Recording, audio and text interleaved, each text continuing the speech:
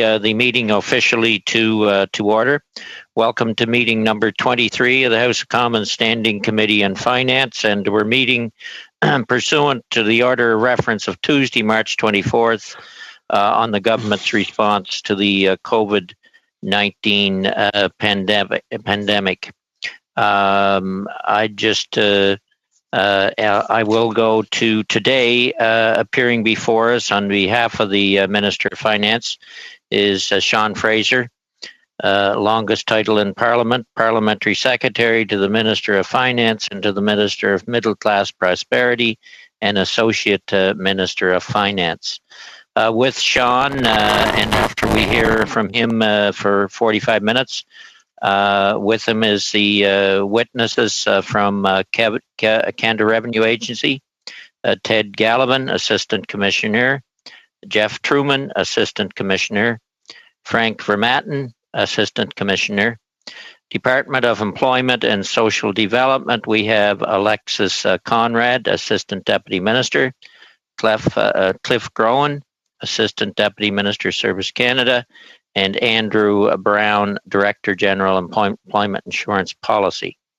From the Department of Finance, as officials, we have Andrew Marsland, not a newcomer to this committee, Senior Assistant Deputy Minister, Evelyn Dancy, Associate Assistant Deputy Minister, Alison McDermott, Associate Assistant Deputy Minister, Susie McDonald, Associate Assistant Deputy Minister, Federal Provincial Relations, Soren Halverson, Associate Assistant Deputy Minister, Financial Sector, and Nicholas Moreau, Director General, Funds Management Division. So we welcome and thank all the officials and Parliamentary Secretary Fraser for coming. With that, we'll turn to you for some opening remarks, Mr. Fraser, and then go to we'll go the first round about 45 minutes for you, and then we'll turn to officials on their own following that. Floor is yours. Thank you kindly, Mr. Chair, and thank you to my committee colleagues. I'll extend at the outset of this appearance the regrets of Ministers Morneau and Fortier, who were unable to join us here today. So you'll have to put up with me, I'm afraid. Before I begin my prepared remarks, I want to offer an acknowledgement for the tragedies that my home province of Nova Scotia has recently undergone.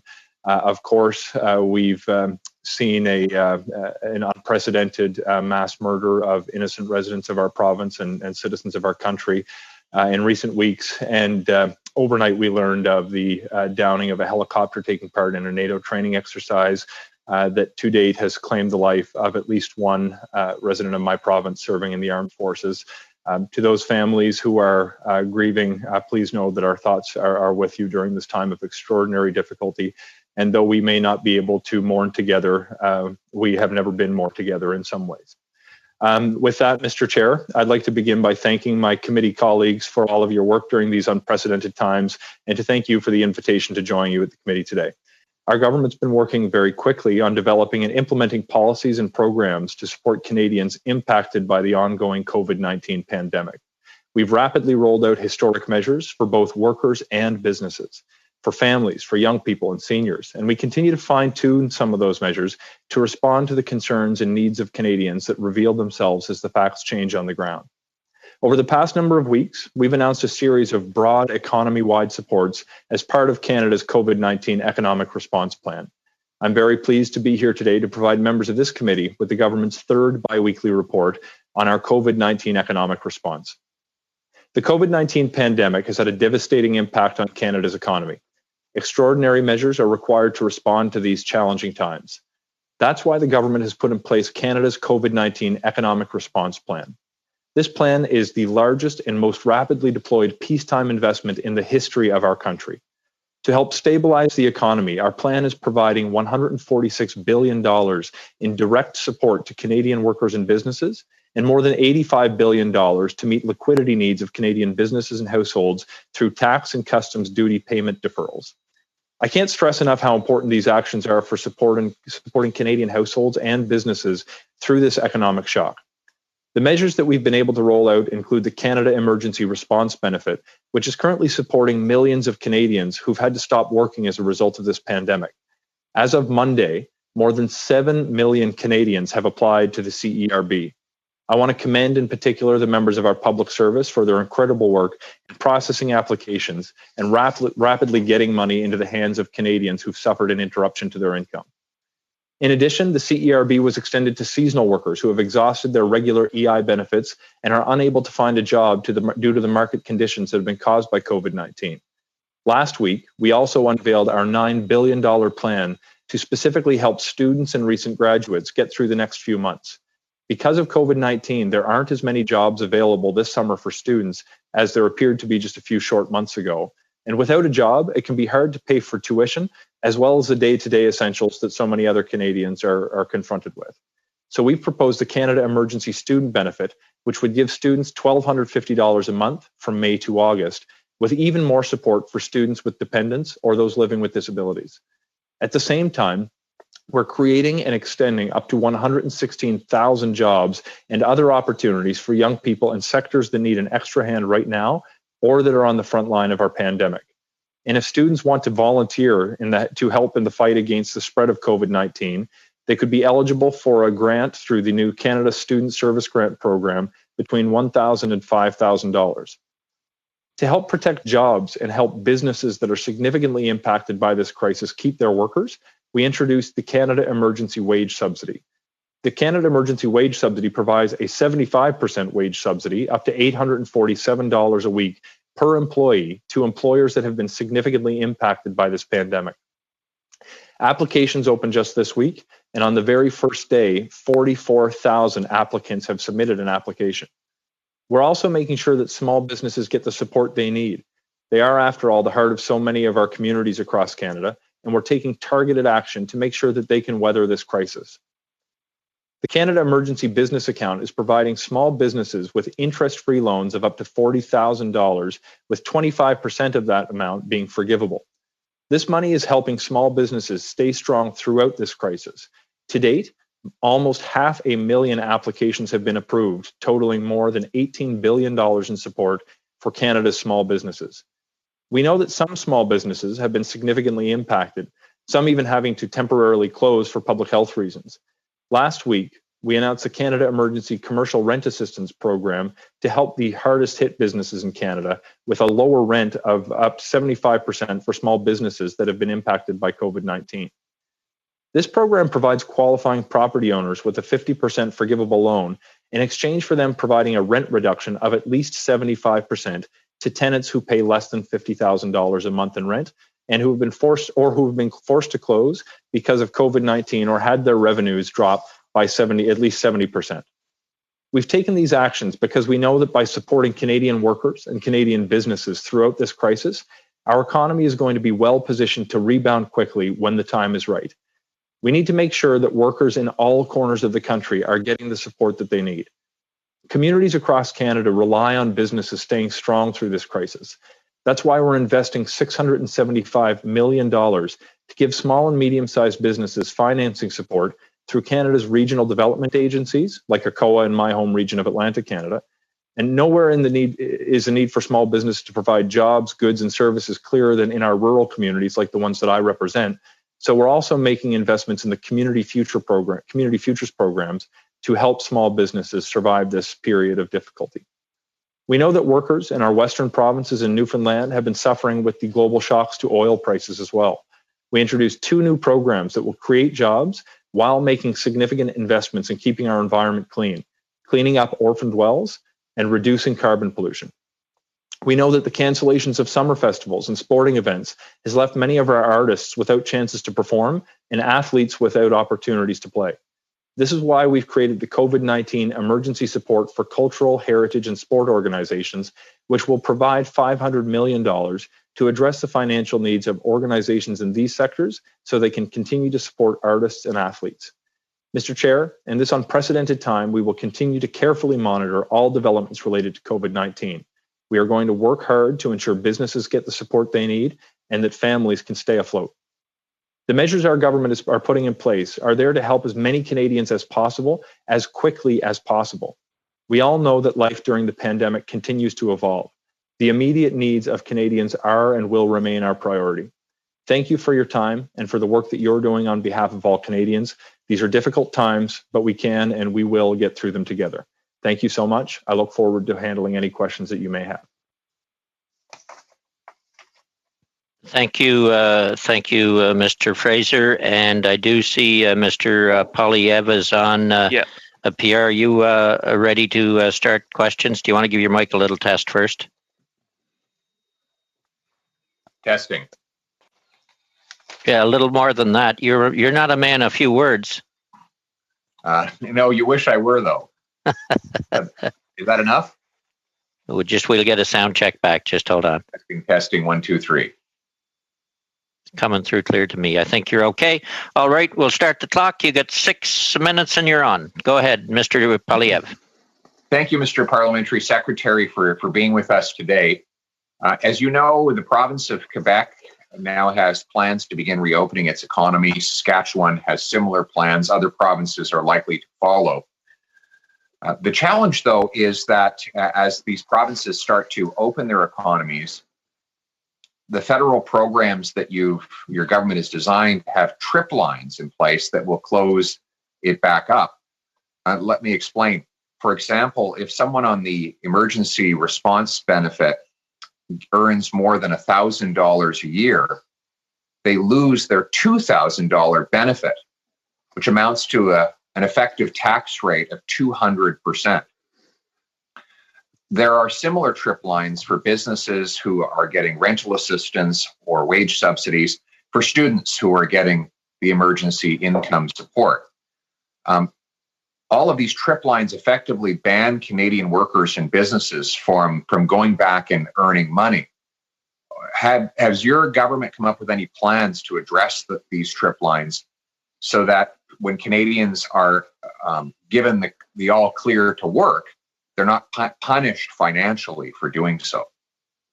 Thank you for the question, and through you, Mr. Chair. I respectfully disagree with one of the pretenses upon which this question has been based. I've had the opportunity over the past number of weeks to speak with hundreds or potentially thousands of Canadians, and one of the overwhelming things that I've picked up is that by and large Canadians are looking forward more than anything to working, to being productive members of our society. And it is an extraordinarily rare occurrence where I would find a Canadian who would rather stay at home and collect a benefit rather than return to work, enhance their own career, and contribute to their community. With respect to the CERB, we did learn early on that this program, which provides $2,000 in direct income support, needed to be tweaked to protect the ability of those who've lost their primary source of income to continue to earn some money.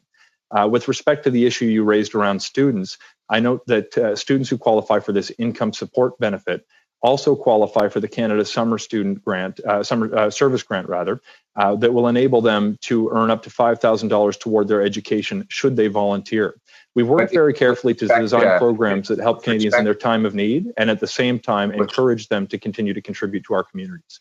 Right. With respect, no one is disputing that Canadians want to work or that businesses want to operate, but you can understand why some workers would be legitimately fearful of going back to work, triggering the end of their benefit, and then finding out that their employer goes bankrupt in these terrible times, or that the lockdown is reinstated, at which point they'd have neither a benefit nor a wage.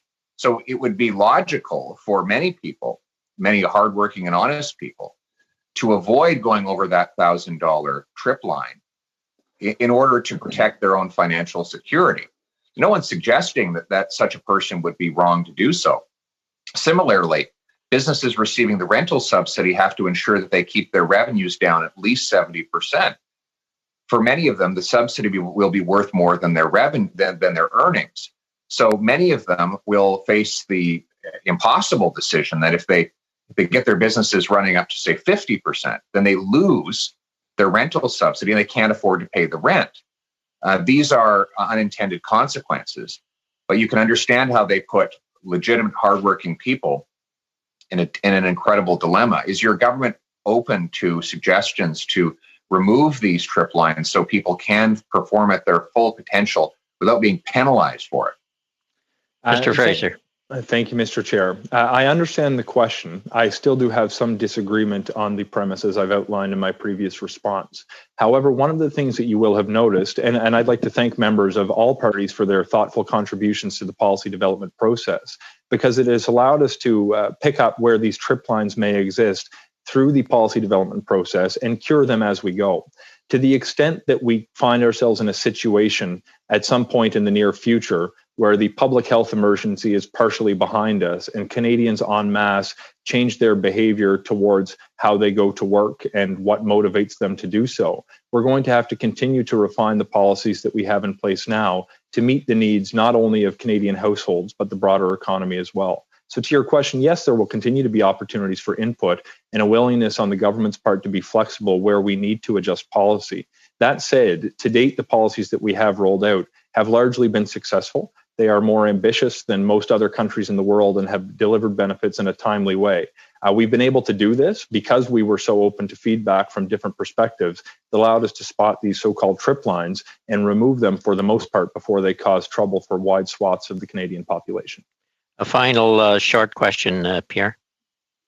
Well, thank you. I appreciate your openness. I think we do have to work together on this because a lot of well-meaning business owners and workers who desperately need the assistance government is providing because of the shutdown will fear that they could lose that assistance if they do the right thing and cross these arbitrary thresholds. So we're going to have to find a way to remove that, or else a lot of very hardworking and decent people are going to be prevented from going back and fully participating in the economy.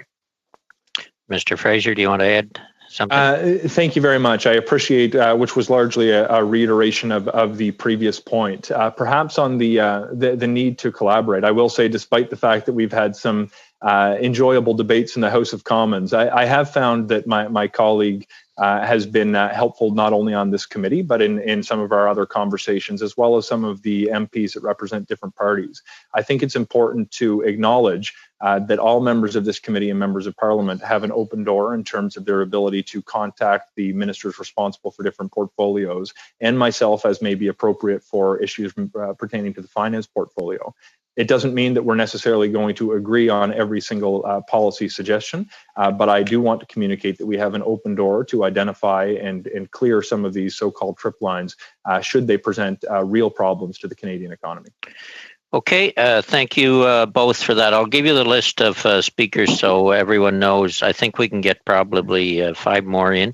Next up on the 6-minute rounds will be Ms. Zerowitz, then Mr. St. Marie, then Mr. Julian, and then we will go to Mr. Cooper and Mr. Fragaskatis, and that might take us to the 45 minutes. So, Ms. Zerowitz, you're up.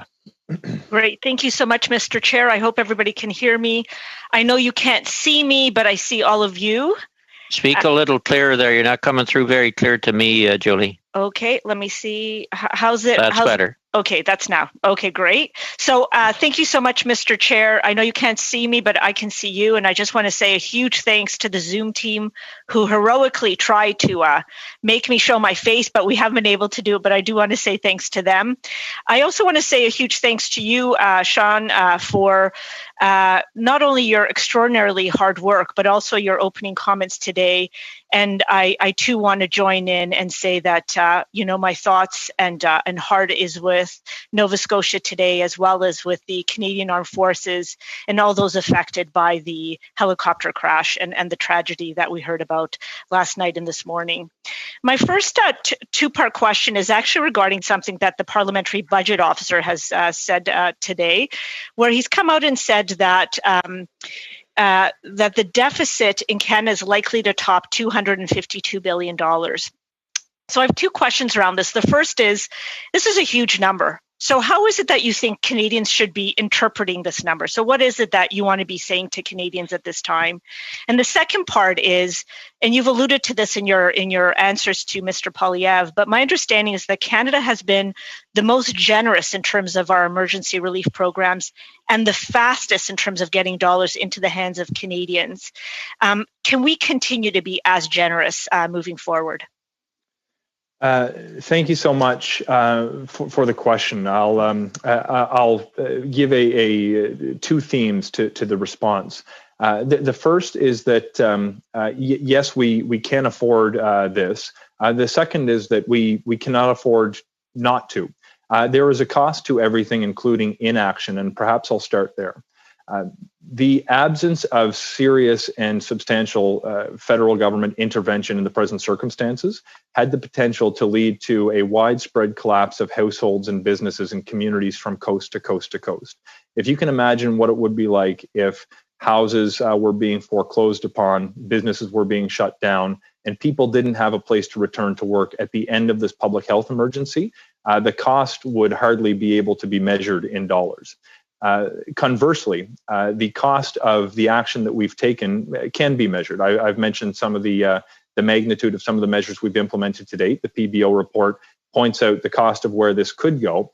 He also noted in his report that Canada is positioned well to respond to a challenge like this and will remain in a position to continue to respond should the need demand it.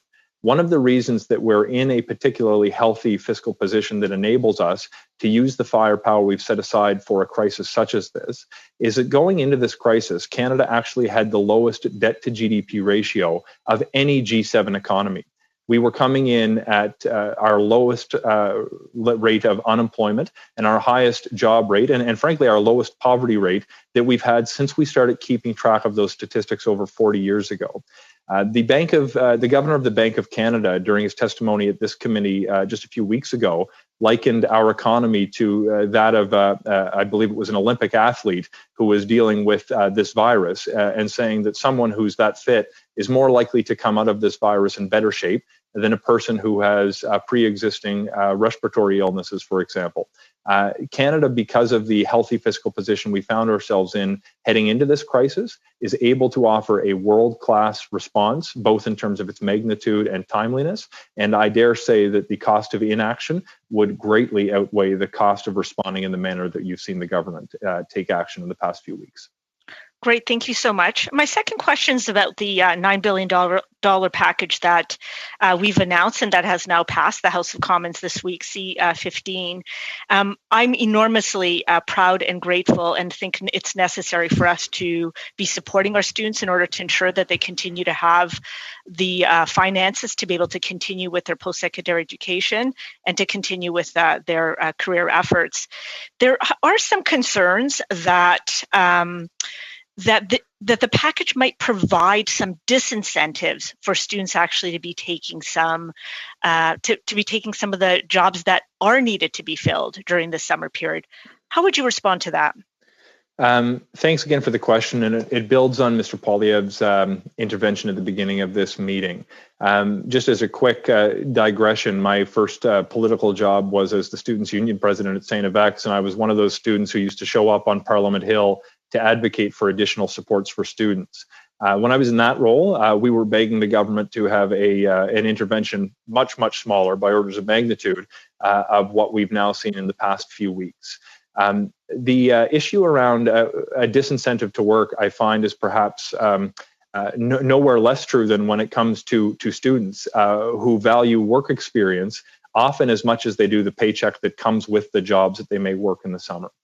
So what we've done, I'll note in particular that some students will still be working this summer, and we've made a great effort to create additional positions, 116,000 positions, to help students achieve that level of work experience to kickstart their career. But there's quite a few students, tens or hundreds of thousands across Canada, that are facing an economy that is not as rosy as it appeared to be just a few short months ago. For those students, we have to recognize that they too have ordinary costs of living that are coming due, whether it's rent or electricity. but they also have the added challenge of saving up for the next semester or to start paying off those student loans. So some of the things that we've done include putting a moratorium on the payment of student loans for the next 6 months. We've included, yes, an income support, but to provide an additional incentive to work for those who want to work but can't find a job. We've also created the new Canada Summer Service Grant that allows students to take part in activities that will help with the fight against COVID-19, which will provide them both with work experience and a grant of up to $5,000 to help with their education. I see I'm running out of time, so I'll cut it off there. But please know that we want to support students both with the cost of living and encourage them to work while we help them save for school at the same time. Thank you. Thank you both. We'll turn to Gabriel Sainte-Marie. Gabriel, you're on. Oui, merci, Monsieur le Président. Thank you, Mr. Chair. As Judy emphasized, of course, our thoughts are with the loved ones of the victims of the helicopter crash, as well as those who've disappeared during the helicopter crash and those who were victims of the shooting in Nova Scotia as well. My questions have to do with support to larger businesses. Last Saturday, Michel Girard said that the size criteria should be tenant numbers. First of all, first condition, that the company receiving government aid should not be using tax shelters in its business activities, whether directly or indirectly through commercial allies that are set up in tax shelters or tax havens, rather. What does the government think of imposing such a condition? My initial reaction is that I expect there are many things that my colleague and I would agree upon. And first, perhaps I'll say thank you for your kind and sincere thoughts for the victims from my home province. But I think there's several things that we would agree on, and I think there's one area where we may need to distinguish our positions from one another a little. Certainly when it comes to illegal tax evasion, I expect we both assume measures should be implemented to prevent that kind of illegal abuse. There are other situations where companies may play within the rules, but the rules may not provide a sense of justice to certain individuals. We should be working together in a nonpartisan way to help advance rules that limit those kinds of practices that we don't think are appropriate. But I think there's a very dangerous position if we're not careful about how we craft these policies. I find many of these problems many of these complex problems have a simple solution that doesn't actually pan out in reality. If I look at the wage subsidy, for example, that's a program that is designed to ensure support reaches directly to workers and families. That is a program that may run through large employers, but ultimately is for the benefit of those workers. What we can't do is put in a rule that may on its face sound like it's pursuing a laudable objective, but has the consequence of denying income to workers who are actually able to maintain a position of employment throughout this crisis. So I would very respectfully suggest that the devil may be in the details, but when it comes to some of the programs, I would certainly rather tackle the tax avoidance or evasion issue, but not at the cost of providing support to workers who may otherwise go hungry. Je vous remercie. Votre position est très claire. Thank you. Your position is quite clear. The second condition for support for large businesses is the following. If the government assistance takes the shape of a subsidy, in return, the company should give some of the government some of its shares in proportion to the amount that was injected into its company. That way, the taxpayers also benefit from a return on their investment while the company is being saved. And what is the government position on that suggestion? Thank you very much for the position. There's been a number of programs that have been advanced at different times in our history, both in Canada and around the world, that have seen governments take equity stakes in companies. As a rule of thumb, I find that government is not particularly good at, not as good, I should say, at running businesses as businesses themselves who have their own skin in the game. To date, the supports that we have designed have not been treated like investments that the government is making with the view to earning money. It is investments that we've made to ensure that certain social circumstances don't become apparent. We're trying to essentially adopt a mindset that households are too big to fail and that businesses need to be protected. Our goal is not to buy securities in businesses that are in trouble at present. Our goal is to support those who are in dire need of support to avoid the circumstance where they may not be able to afford the cost of living or businesses may be forced to close permanently. To the extent that you or your colleagues from the Bloc or other parties have helpful suggestions on where taking an equity stake in certain kinds of troubled businesses may be appropriate, I'd be interested to consider those proposals in further detail. But until I have firm details before me to consider, it's hard to pass judgment on the appropriateness of any one particular proposal. Je vous remercie. Thank you. Third condition, the company management would have to reduce their own salaries considerably for 1 year or more until their revenues return to normal. So, would the government consider imposing upon large businesses a reduction of the upper management's salaries? There's nothing that's been taken off the table in terms of our economic response to help households and businesses weather this time of unprecedented difficulty. I hesitate to again pass judgment on this particular suggestion in the absence of specific detail. I do, however, want to acknowledge that there will be a number of Canadians who would perhaps recognize that it could be a difficult pill to swallow if they see the government extending major supports to businesses during a year where a CEO takes a significant bonus that may be extraordinarily large.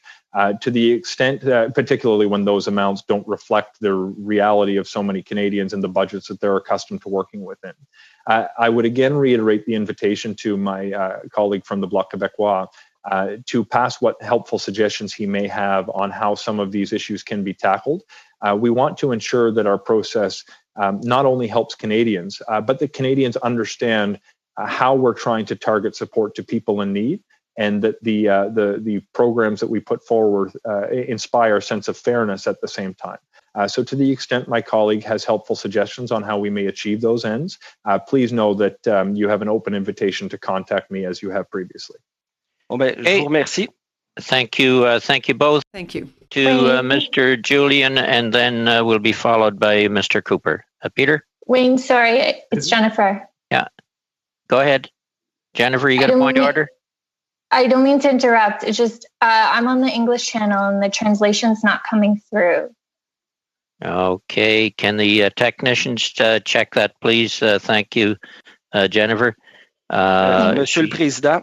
Mr. Chair, on that subject, if you don't mind, I was speaking on the floor microphone instead of speaking on the French microphone. So now it should work. Why, Jennifer? If he's on the French channel, it'll come through better interpretation. So when you're speaking in English, use the English channel. Speaking in French, use the French channel. It makes it a lot easier for the interpreters. So we'll turn to Mr. Julian. Peter, 6 minutes. You're on.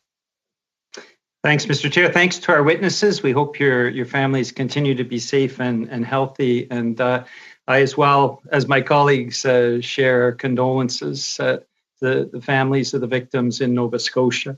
And we think of our Canadian Forces members as well. I wanted to start off by asking the issue around tax havens. Other countries have taken action. France, Denmark, Poland have all said public money, corporate bailouts, those public funds will not be used for companies that use overseas tax havens. Now, putting aside any direct support to workers, can the government be clear about the issue of tax havens? The Prime Minister's contradicted himself in English and French.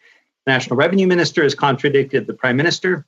I'd like the Parliamentary Secretary just to state very unequivocally that any corporate bailout funds will not be used for companies that use overseas tax havens. So just, Peter, a point of which programs are you speaking about? Are you the emergency measures more broadly, or measures that have not yet been announced but may be in the future? Measures that have not been announced but will be announced, and any direct support to corporations that aren't going to workers but are going directly to the corporate sector. Well, look, I think you'll appreciate that I'm not in a position to speak about the details of programs that have not yet been developed or announced for perhaps obvious reasons. We will, with each of the programs that you've seen announced to date, they each respond to a targeted need. I used the wage subsidy example previously because it was trying to target wage subsidies. To the extent that other programs seek to meet similar needs, I suppose the same answer would apply. I will not, at the cost of Canadians we're trying to support, let a particular rule prevent that support from reaching them. However, that doesn't mean that we can't work together simultaneously to continue our work to both punish those who evade taxes illegally and change rules that would create a fairer tax system. I think we would agree that all Canadians, whether they are individuals or businesses, need to pay their fair share, but I'm not in a position to speak about the details of programs that do not yet exist. Well, the amount is, according to the Parliamentary Budgetary Officer, as we know, Mr. Chair, is more than $26 billion a year, both in legal and illegal, because, of course, this government has expanded the access of the corporate sector to legal tax evasion through the use of tax havens and treaties with tax havens. But I'll move on to two other issues. First, on the issue of banks, certainly we're moving up to May 1st. We have seen mortgage deferrals approved, but always with interests and penalties and fees in the banking sector. And of course, the credit card rates and lines of credit continue to be very high. The credit union sector has reduced in many, many areas 0% for credit cards and lines of credit for Canadians struggling to get through this crisis. So the banking sector has said very clearly, if the government provides direction, they will follow. Why hasn't the government stepped up yet to ensure that there isn't profiteering during this crisis from the banking sector, from Canada's big banks? And secondly, around the issue of rent relief for May 1st, the federal government did take initial steps around commercial rent relief, but a third of Canadian renters, a third of Canadian families are going to have difficulty paying their rent tomorrow. Will the government take steps immediately to provide the same rent relief for residential tenants that they provided for commercial tenants? Thank you very much. Perhaps I'll start with the rent piece, and if time allows, address the bank, because I know there's a lot to unpack in just a few short minutes from that question. The rent piece for residential circumstances is something that's not lost on us. There are obviously jurisdictional challenges because of the province's primary jurisdiction. That's not a good answer to somebody who wants to pay rent this month and has the limited ability to. That's why our focus was on delivering direct personal income support to those who were affected in the early days. You'll recall that it wasn't just the CERB we put in place, but also programs like the Enhanced Canada Child Benefit, the Enhanced HST rebate, and certain other measures that delay amounts that could be owing to the federal government. To the extent that we had existing mechanisms to get support to Canadians directly and expeditiously, we have used them. As I've said in response to a previous answer, I don't want to take anything off the table. We have an open door with our provincial counterparts should they want to tackle problems of this nature. To the point you made in respect of our banks, I appreciate that there is a need to protect against unjust profiteering. I would suggest that at this time, when I look at what markets are projecting, banks are not in a position where they are racking up immense profits on the backs of Canadians. They have taken some steps with respect of mortgage deferrals. We've seen a reduction in credit card rates, certainly by credit unions, but across the board for many of the large companies. And they've also been an excellent partner, I have to say, with the expeditious rollout of the Canada Emergency Business Account, which has now helped almost 500,000 businesses in the past few weeks alone. So we do need to partner with the banks. We have to ensure that there are protections in place that they don't profit on the backs of vulnerable Canadians, but they're going to be an important part of this emergency response and the economic recovery. Peter, a fairly short one, if you could. You have tools. The federal government has tools. Why aren't you using them so that those supports are in place? So with respect, I think there's actually been more supports advanced in the past few weeks than perhaps at any time outside of a global armed conflict in our country's history. The supports that we've put in place to ensure Canadians have the ability to weather the storm include a $2,000 monthly payment that allows them to earn up to $1,000, includes checks directly to Canadians in the form of the Canada Child Benefit or the HST rebate, including for businesses, interest-free loans, wage subsidies, and rent supports. Frankly, I can't imagine a swifter response could have taken place to target the gaps that have revealed themselves as a result of this pandemic just a few short weeks ago. Okay, we'll have to end that round there. We'll take two more questioners for you, Mr. Fraser, and then we'll let you off the hot seat and put officials on. We'll start with Mr. Cooper and wrap it up with Mr. Fragiskatis. Michael, you're on. Great. Thank you very much, Mr. Chair. Thank you, Mr. Fraser, for your submissions. I want to focus on CEBA. There are a lot of businesses in my riding and indeed right across Canada that don't qualify due to various issues respecting eligibility. These have been well identified.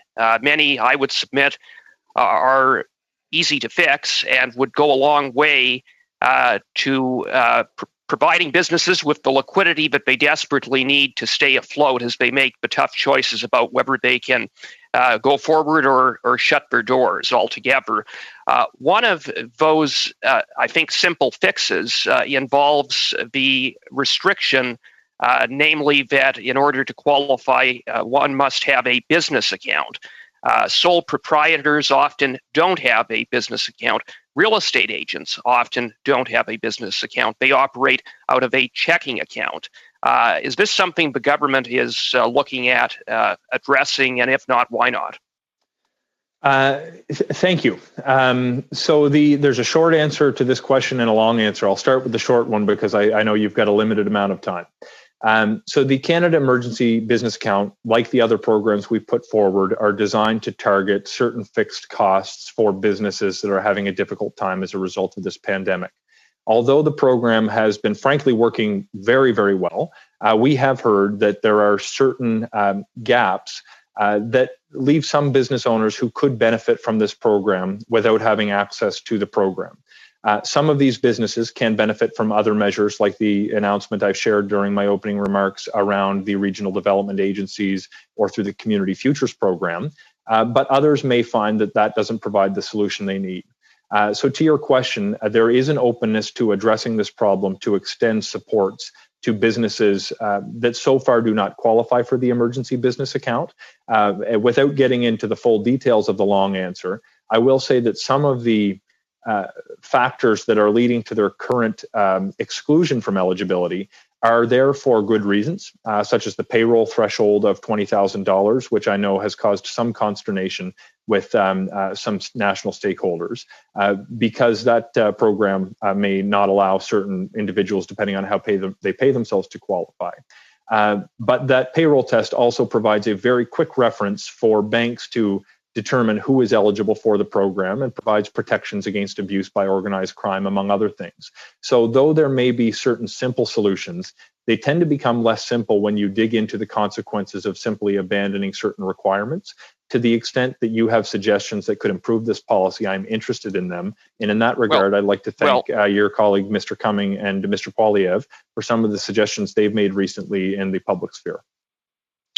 Well, speaking of the $20,000 payroll eligibility requirement, I've heard from a number of startups in my riding that don't qualify because they opened their doors in November or December or after January 1st. And of course, if you've opened after January 1st, you're out of luck because it's based upon a 2019 payroll. Is the government considering allowing businesses to use a PD7A statement with respect to 2020 payroll activity that would, again, allow some of these small businesses that are startups who don't qualify under the current rules because they don't have the 2019 payroll, but they otherwise would meet that payroll requirement? Thank you for the question. I understand the concern, and believe me, I think if you wanted to canvass members of Parliament, you would have a pretty good idea of what kinds of concerns are popping up. People are reaching out to our office more often than they ever have before with questions and concerns about their eligibility. Specifically on the issue, there's a distinction just based on the language you've used between new businesses and startups in the traditional sense. On the question as it pertains to new businesses who may not satisfy the payroll requirement because they haven't been paying people long enough to qualify, even though their annualized pay may exceed $20,000. That's one group that we're looking at finding solutions for, although they may be eligible through some of the programs that will be released through the regional development agencies or the Community Futures program. For startups, the challenge is more specific in that many of them have been around for a few years, but are at a pre-revenue stage of their business's evolution.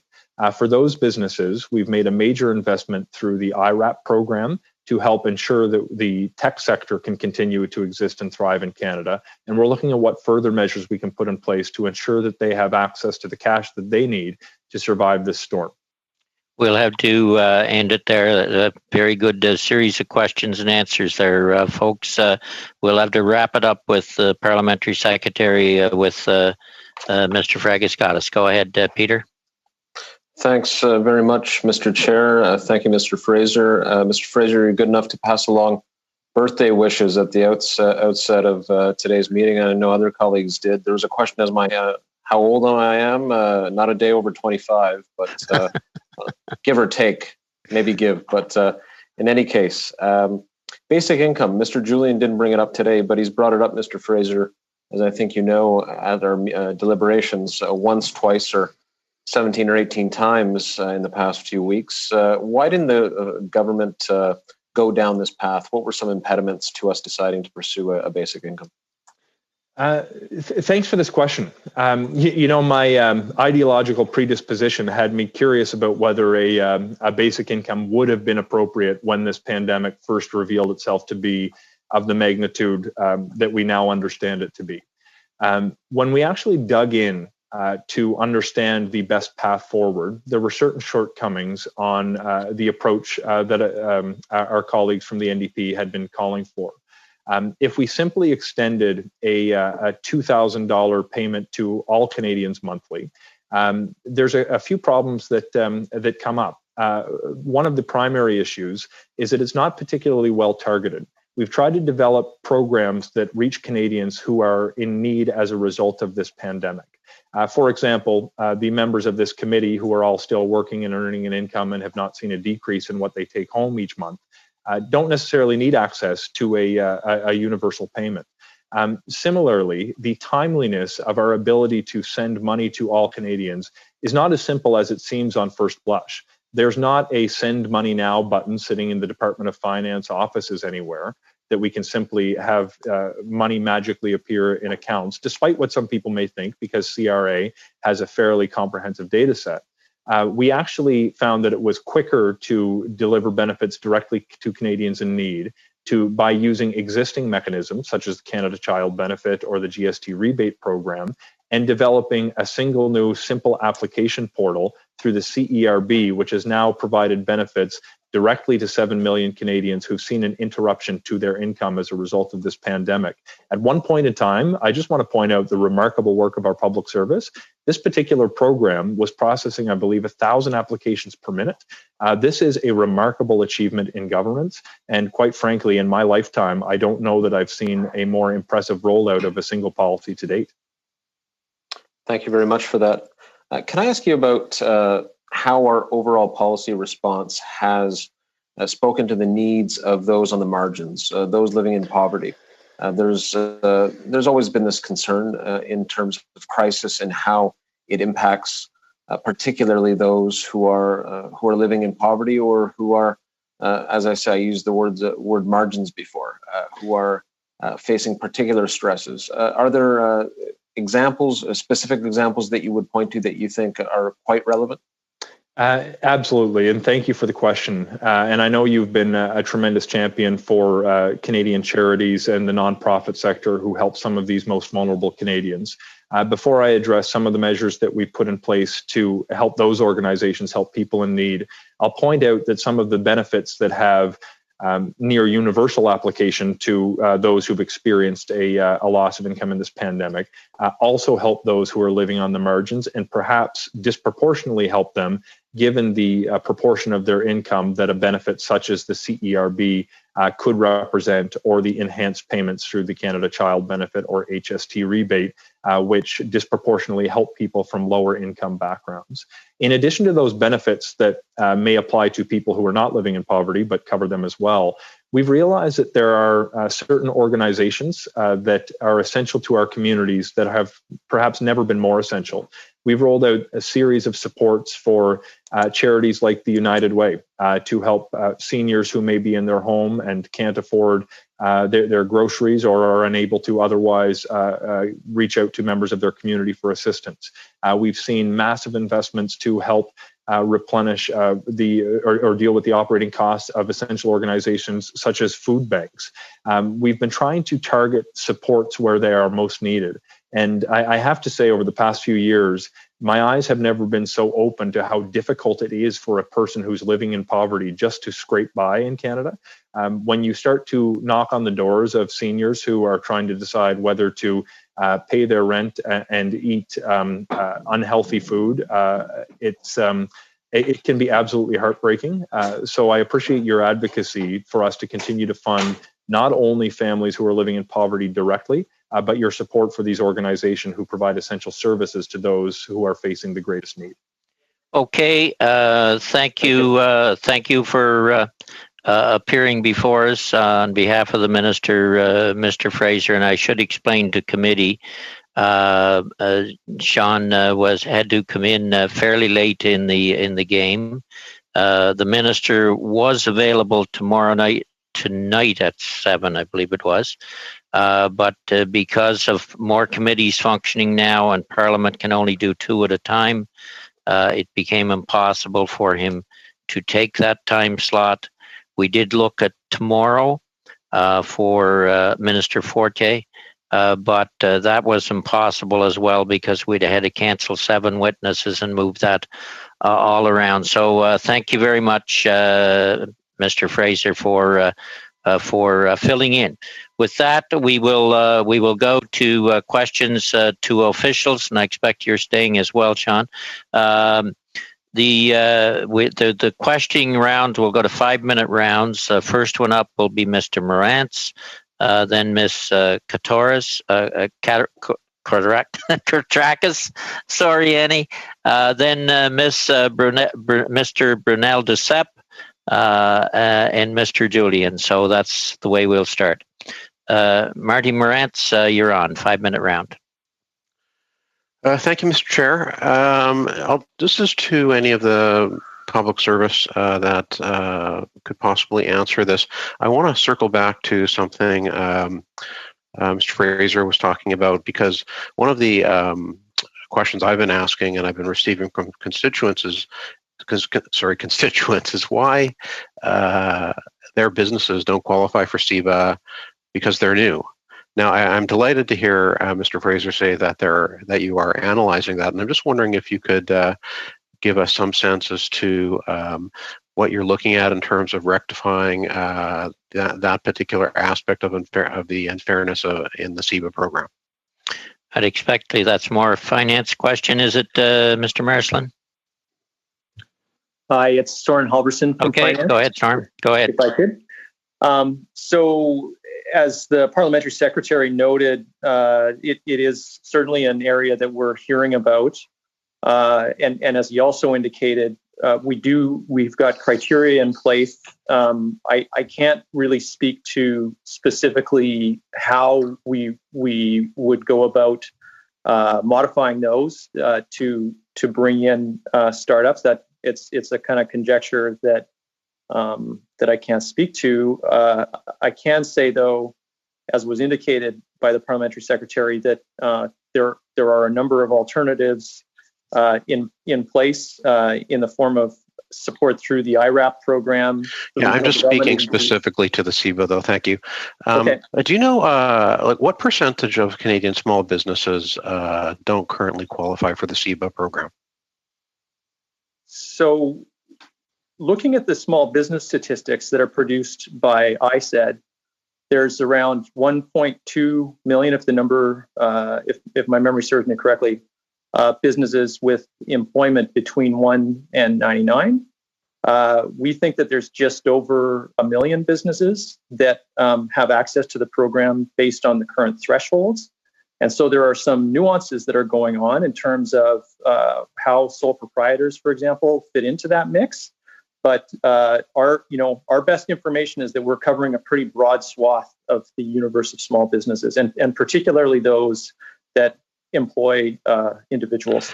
Okay. Now, just turning to the wage subsidy for a second, just want to get clarification. So in the first period, you have to have a revenue loss of 15% to qualify for the wage subsidy. And then in the second period, you have to have a revenue loss of 30% to qualify for it. What happens where a business applies and they have a 15% revenue loss, so they qualify, and they go to apply in the next period or the period after that, and they don't have a 30% revenue loss? Do they get kicked off the program and have to lay off their employees? Thank you for the question, Mr. Chair. Andrew, go ahead. Thank you. Thank you for the question. The way the wage subsidy is structured is you're of course correct that the first reference period, March to March, or using some other metric that's allowed under the legislation, requires a 15% drop in revenues. There is a rule in the framework legislation that essentially deems you to qualify in the second period to be qualified in the first period. And the purpose of that rule is to provide added certainty to an employer so you don't get fluctuating in and out. So that would automatically qualify for you the second period. So if a business didn't qualify in the first year, first period, but qualified in the second period, then it would be deemed to qualify in the third period. So there is a kind of smoothing mechanism in there, which helps deal with the risks that you identify. Yeah. Now, just one last question, Mr. Chair. On the CERB, I have been hearing, contrary to Mr. Fraser's comments, in fact, yesterday I had a meeting with a major grocery store chain saying that 400 new hires just after the CERB came out, 2/3 didn't show up for work. So there clearly is counterintuitive behavioral change being caused by that program. I'm wondering also on accountability. The PBO came out today and said that the CERB is a $40 billion program. Yesterday, Parliament agreed that there would be accountability in the student benefit by requiring students to attest to the fact that they at least done a job search.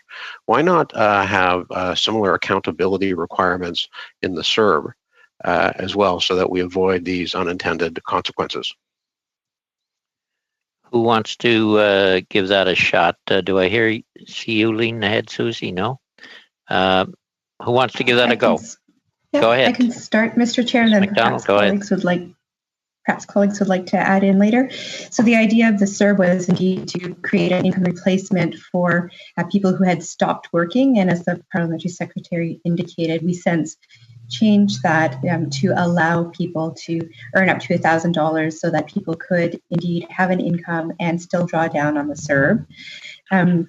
I think the question becomes one of whether or not that entices or disentices people to go into the workplace. Again, the idea of the CERB was really an income replacement for people who had lost their job in the context of the pandemic. We continue to provide that. There is an attestation process that people need to attest to. They do need to reattest every month that they continue to be without income and that they continue to not have more than $1,000 in income. We are looking at other things to make sure that people can and will return to the workplace, and that includes looking at working with provinces and territories on a wage subsidy or a top-up, and continuing those discussions as well. But perhaps ESDC would like to offer more as well. ESDC, go ahead. Anybody from ESDC? Sure, it's Andrew Brown, and I'll just... Andrew, lean into your mic a little bit there. You're not coming through very loud. I'll try to speak up a little bit further. And would just to say also, echoing what we heard from the Parliamentary Secretary, that we're continuing Just hold on, Andrew. Marty, I can't hear you. Just speak slow and clearly. If I unmute original audio, maybe he's on the floor channel. Maybe that'll work. Okay. I'm going to try speaking again now. Yep. Okay, good. Great. Perfect. So just to echo what we heard from the Parliamentary Secretary earlier as well, that we're continuing to review the programs and look to make adjustments as required. I think one of the other things that's really important to recall with the Canada Emergency Response Benefit is that it responds to a broad number of situations, and not just those situations where the person's work has been interrupted rather because, for example, it was temporarily shut down. It's also responding to those situations where people are off from work to provide care for children, care for family, or could be sick themselves as a result of COVID-19. So there may be reasons, even when they're being recalled to work, that they're not able to do so. Thank you. Okay, thank you. Thank you all on that round. I would just add to officials on Marty's point.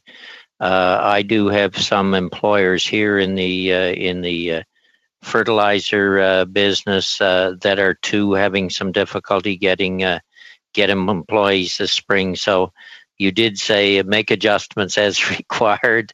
So I would keep that in mind. There needs to be some pressure to ensure that work is the priority, because we can't have a healthy economy if people aren't willing to get out there and do the work. And I know some of these jobs are tough. I worked in a fertilizer plant myself. Okay, with that, we'll turn to Ms. Koutrakis and then on to Mr. Brunel Duceppe. Annie? Thank you, Mr. Chair. Very interesting conversation this afternoon. I wanted to thank everyone that's on the panel today and to extend also my sincere condolences to the province of Nova Scotia once more. As we heard earlier, and my colleague, Ms. Jurowitz, also referred to... I'm not sure why, Mr. Chair, but I can't hear Ms. Koutrakis. Annie, do you have your... are you on the English channel? No, I am. Okay, can you hear her now, Marty? Sorry about that. Okay. Yeah, did anyone hear what I said earlier, or should I start? Start again. Okay, I wanted to thank everyone today for appearing before this panel. It's a great conversation, which I'm enjoying, and I'm sure everyone is along with me.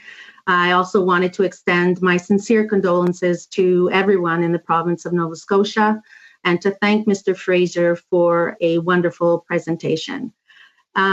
I wanted to, as my colleague Julie Durowitz earlier referenced today's PBO's analysis, I will refer to it as well, and this question is directed to the Department of Finance.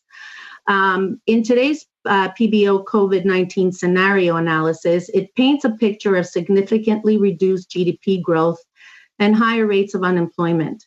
That being said, it has been noted that our government's healthy balance sheet, and something that Mr. Fraser also discussed earlier today in his testimony, as well as historically low interest rates, allow the federal government to invest. The PBO notes that fiscal stimulus may be required to support the economy following the crises. It has also been suggested that investments in infrastructure development may be an effective form of economic stimulus. How impactful do you believe infrastructure projects could be in the recovery of the post-COVID economy? And what role can the federal government play, or further role can the federal government play in supporting these projects?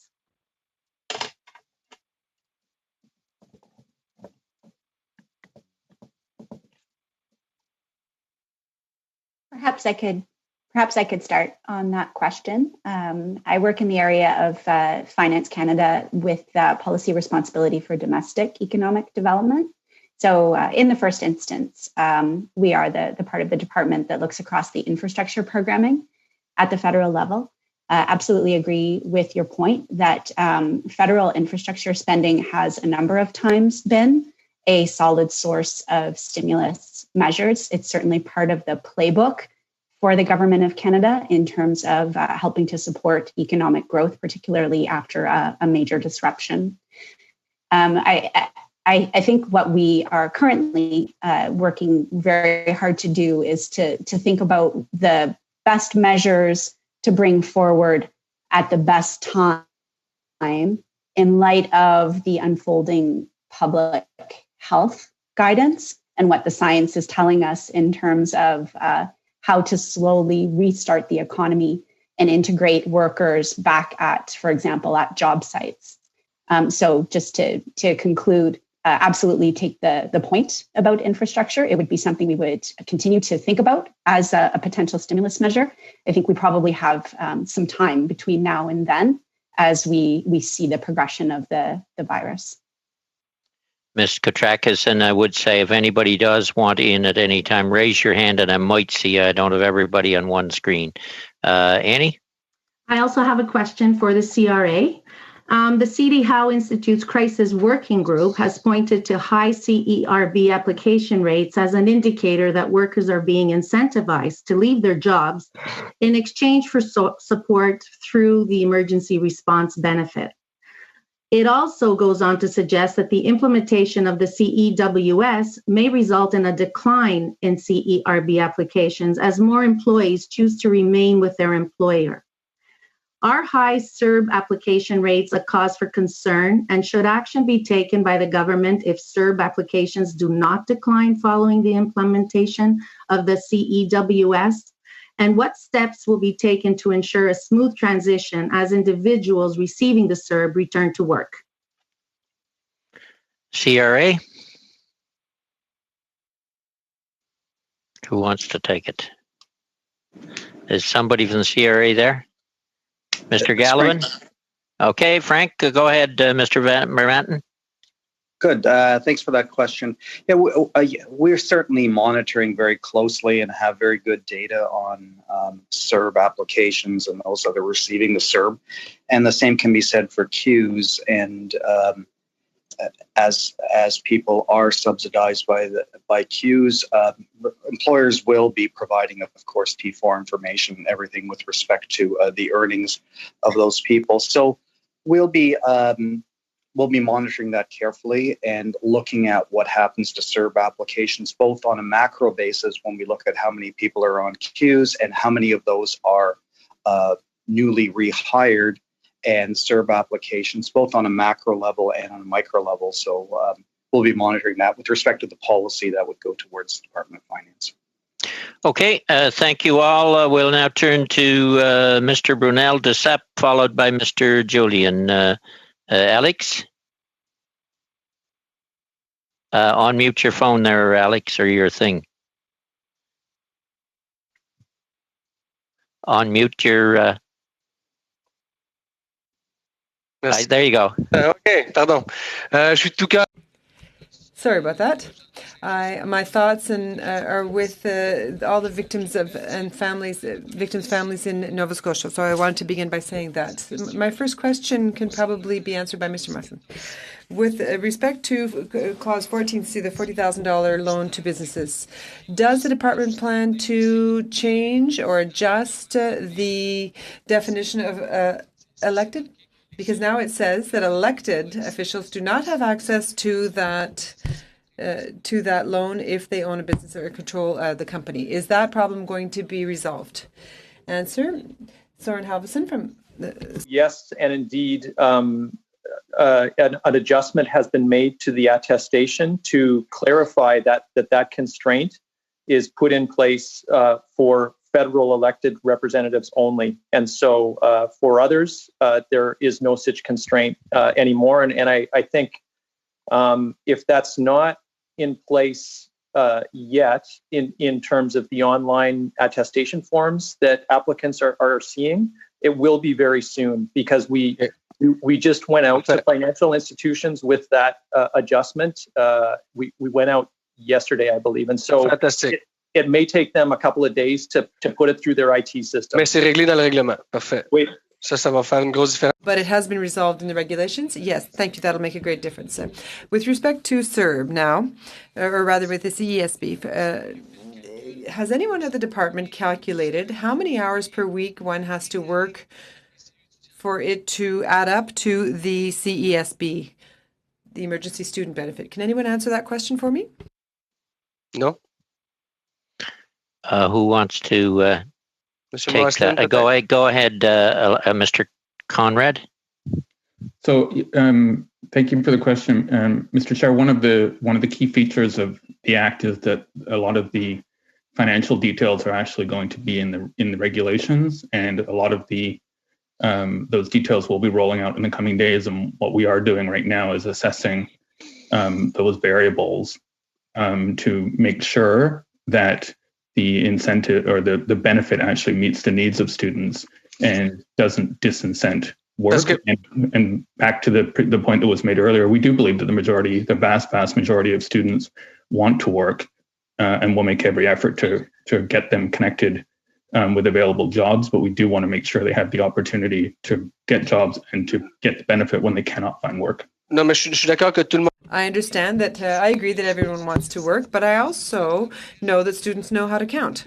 And when I, at the end of my summer as a student, every year I wanted to have as much money in my bank account as possible. So we calculated that a student who works 19 hours a week and who's eligible for CESB, in order to equal that amount, an ineligible student would have to work 44 hours a week earning minimum wage. So you see many jobs are 30 to or maybe 35 hours a week, and the student, it's not that they don't want to work, but of course they want to have as much money as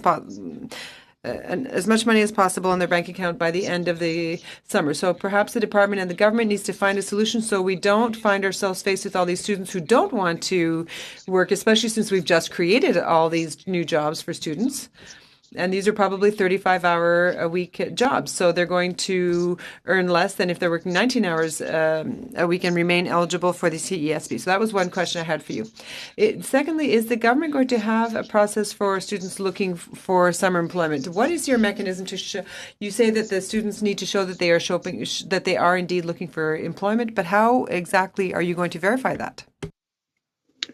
So the first step will be an attestation that students need to attest legally that they are looking for work. We will also, through the regulatory process, but through other measures, connect them with various job services and connections to employment, because that's the gap we want to fill. There are lots of employers in agriculture and other areas who are desperately looking for people to work for a period of time, and we want to make sure that connection is made. And we do know lots of students use those services now, but the more we can do to highlight them, the better we will do. Also, the government has announced changes to the Canada Summer Jobs Program to exchange eligibility to make sure that students can find work in different styles to that. So there's a concerted effort, I think, by the government to connect students with jobs and make sure they have the opportunities they need, both for the financial reasons, but also for the work experience. Mais donc, il y aura vérification de.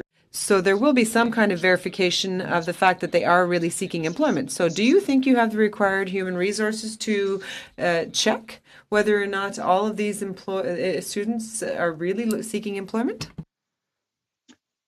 So I can't speak, obviously, to how the departments will look at the compliance of it, but the Act does authorize the minister to verify any information, and that is part of our plan. Okay. Thank you. Thank you all. Before I go to Mr. Julian, the speaking order for the next round will be Mr. Cumming, Mr. Sabera, Mr. Cooper, and Ms. O'Connell. Peter, you're on. Thank you very much, Mr. Chair, and thank you for the officials for being here today. My next questions come from Umalak Kakak, who is the Member of Parliament for Nunavut. And as you're aware, tragically, there is now an outbreak in Nunavut, in Pond Inlet. There are grave concerns about housing shortages that exist in Nunavut, and the fact that many families are often packed together in a single family home, of the impacts of that outbreak. And the territorial government made a request for $43 million. The federal government had approved and committed to $30.8 million going to Nunavut. At the same time, there was a commitment made to provide supports for the airlines in Northern Territory, in Nunavut. As you all are aware, I'm sure, airlines are absolutely essential for supplies getting into communities throughout Nunavut.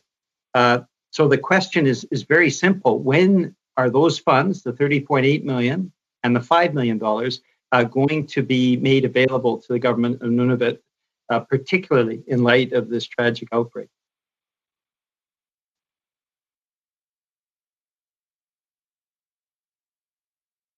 Wants to take that? Do we have any one who can answer that question? Do you want to direct it someplace, Peter? Well, it's the Ministry of Finance. The commitment was made by the Government of Canada. It's very, very simple. When is that money going to be made available to the territory of Nunavut?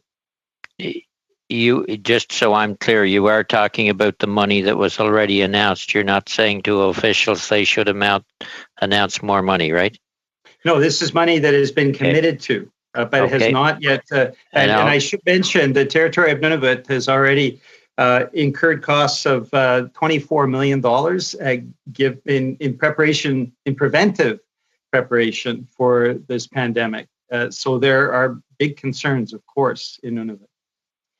Can anybody from finance take that? The point's been made. I think what Peter is saying, this is an urgent matter and the money should be going out if nobody is available to answer. That point's been clear. Do I see you, Ms. McDonald? Go ahead. Yeah, so I can't speak to the dollars for airlines. Perhaps Elid can speak to that, but I can commit to getting back to the member about when the dollars will flow to Nunavut. I know that we're working very closely with them. I can double check on that and respond in writing or whatever is appropriate, Mr. Chair. Okay, that would be great. If you could send that information through to the clerk as well, so we have that information. Peter, I'll not take that time from you. Go ahead. Well, thank you very much, and I thank the Finance Ministry officials for getting back both to me and to Momalek Kakak, the Member of Parliament for Nunavut. As I'm sure everybody can understand, there are grave concerns of that outbreak and what it could mean.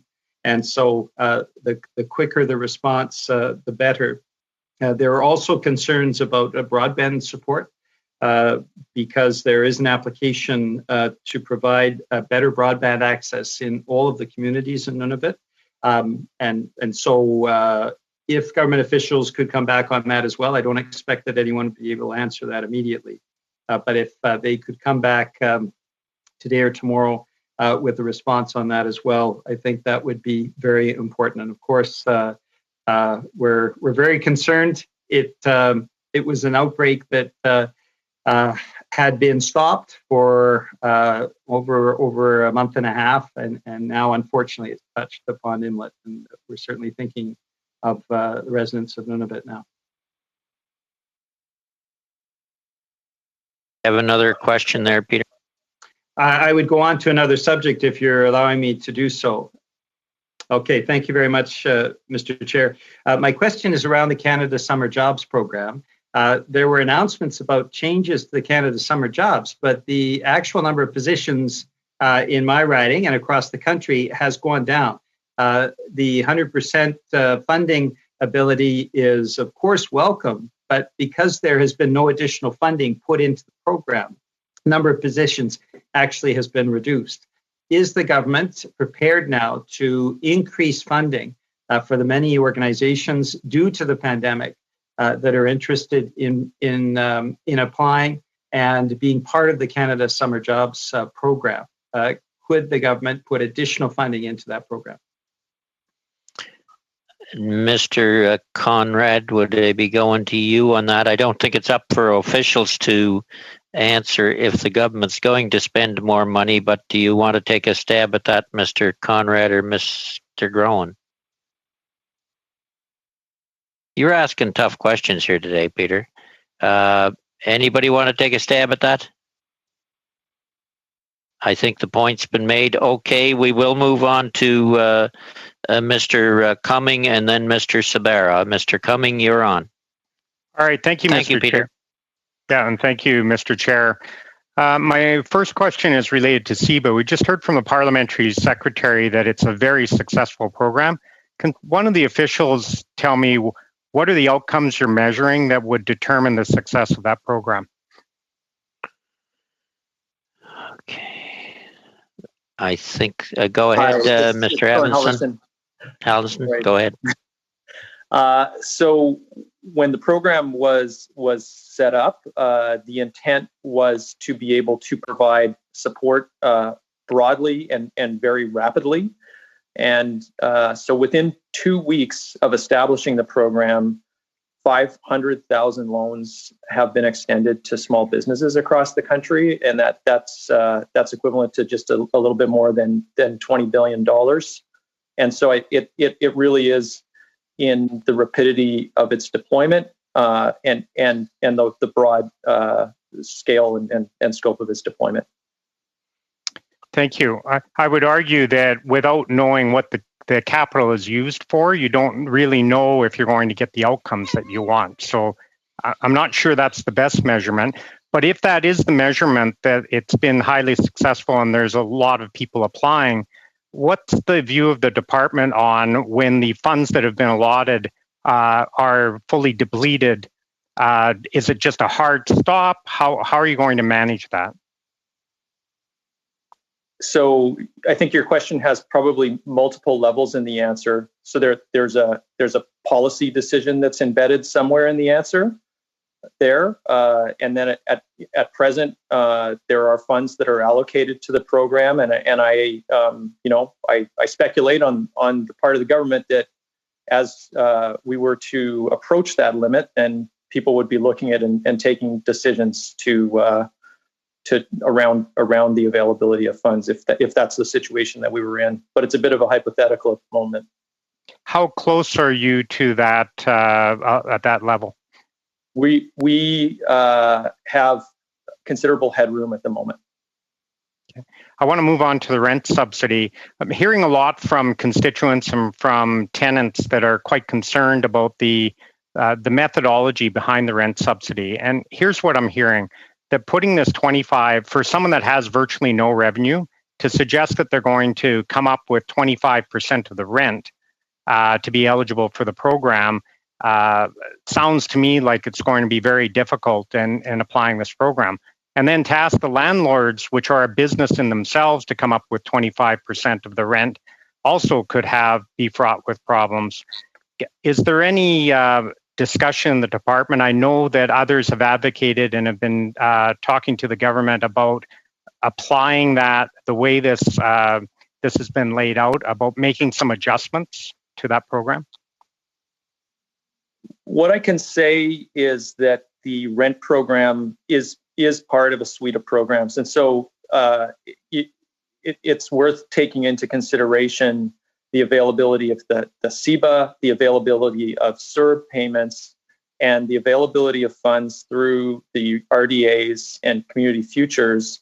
And so in the totality of those programs, which are both accessible by small businesses that may be tenants, as well as landlords, depending on their circumstance, there are avenues for funding, whether that's in the form of grant type funding or credit, that is supplementing what you're seeing on the rent subsidy side. So you also suggested that there will be an alternative mechanism available as it relates to those properties that may not necessarily have a mortgage on them. Can you tell me when that alternative mechanism will be put out? Rents are due tomorrow. I don't have guidance on that beyond what's already been made public. So there's an intent to provide further information on that shortly. And I can't give you more specificity than that.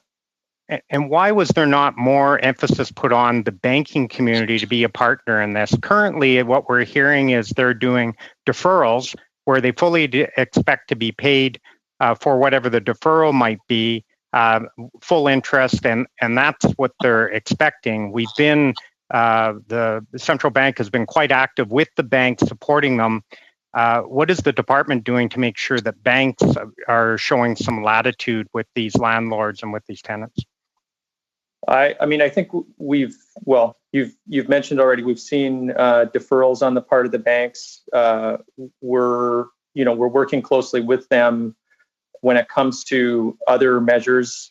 For example, on the CEBA, we're working in close partnership there, and we do see them as part of the solution, keeping the financial system working. I don't know what else to say beyond that. Okay. Do you got a quick supplementary, James? Yeah, but with CEBA, they're more of an agent of the government. As I understand it, that the banks are being paid a fee. They really have no risk in that deal, is how I understand it. So it's not really, they don't per se have any skin in the game. That's a fair comment. Yep, but they serve an administrative function in that arrangement. Okay, thank you. Turning then to Mr. Sabera and then on to Mr. Cooper after that. Francesco. Oh, thank you, Mr. Chair, and good afternoon, everyone. Obviously, our thoughts and prayers today specifically go to the armed forces personnel involved in an incident in the Adriatic Sea there, so our thoughts are there, absolutely. Starting off, the government and our government's put in place a number of measures really aimed at helping Canadian workers and business battle this hardship, this financial hardship that we've come to be in because of the COVID-19. And with that, we've premised it on getting support out to Canadian families and Canadian businesses as soon as possible. And I think we've largely fulfilled that and are fulfilling that. First question, wanted to go over to the folks at the CRA. Canadian families will be receiving an enhanced Canada Child benefit in the month of May. When should they expect that, please?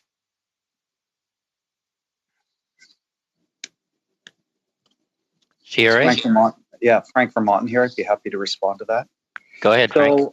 The Canada Child Benefit payment will be coming out on May 20th. And the way that works is we try to orchestrate it in a way for the Canada Child Benefit that everyone gets that at the same time. So the checks are sent a little bit earlier a little bit earlier than the direct deposit, so that when they arrive, they're going to be arriving roughly all on May 20th. So that's pretty soon.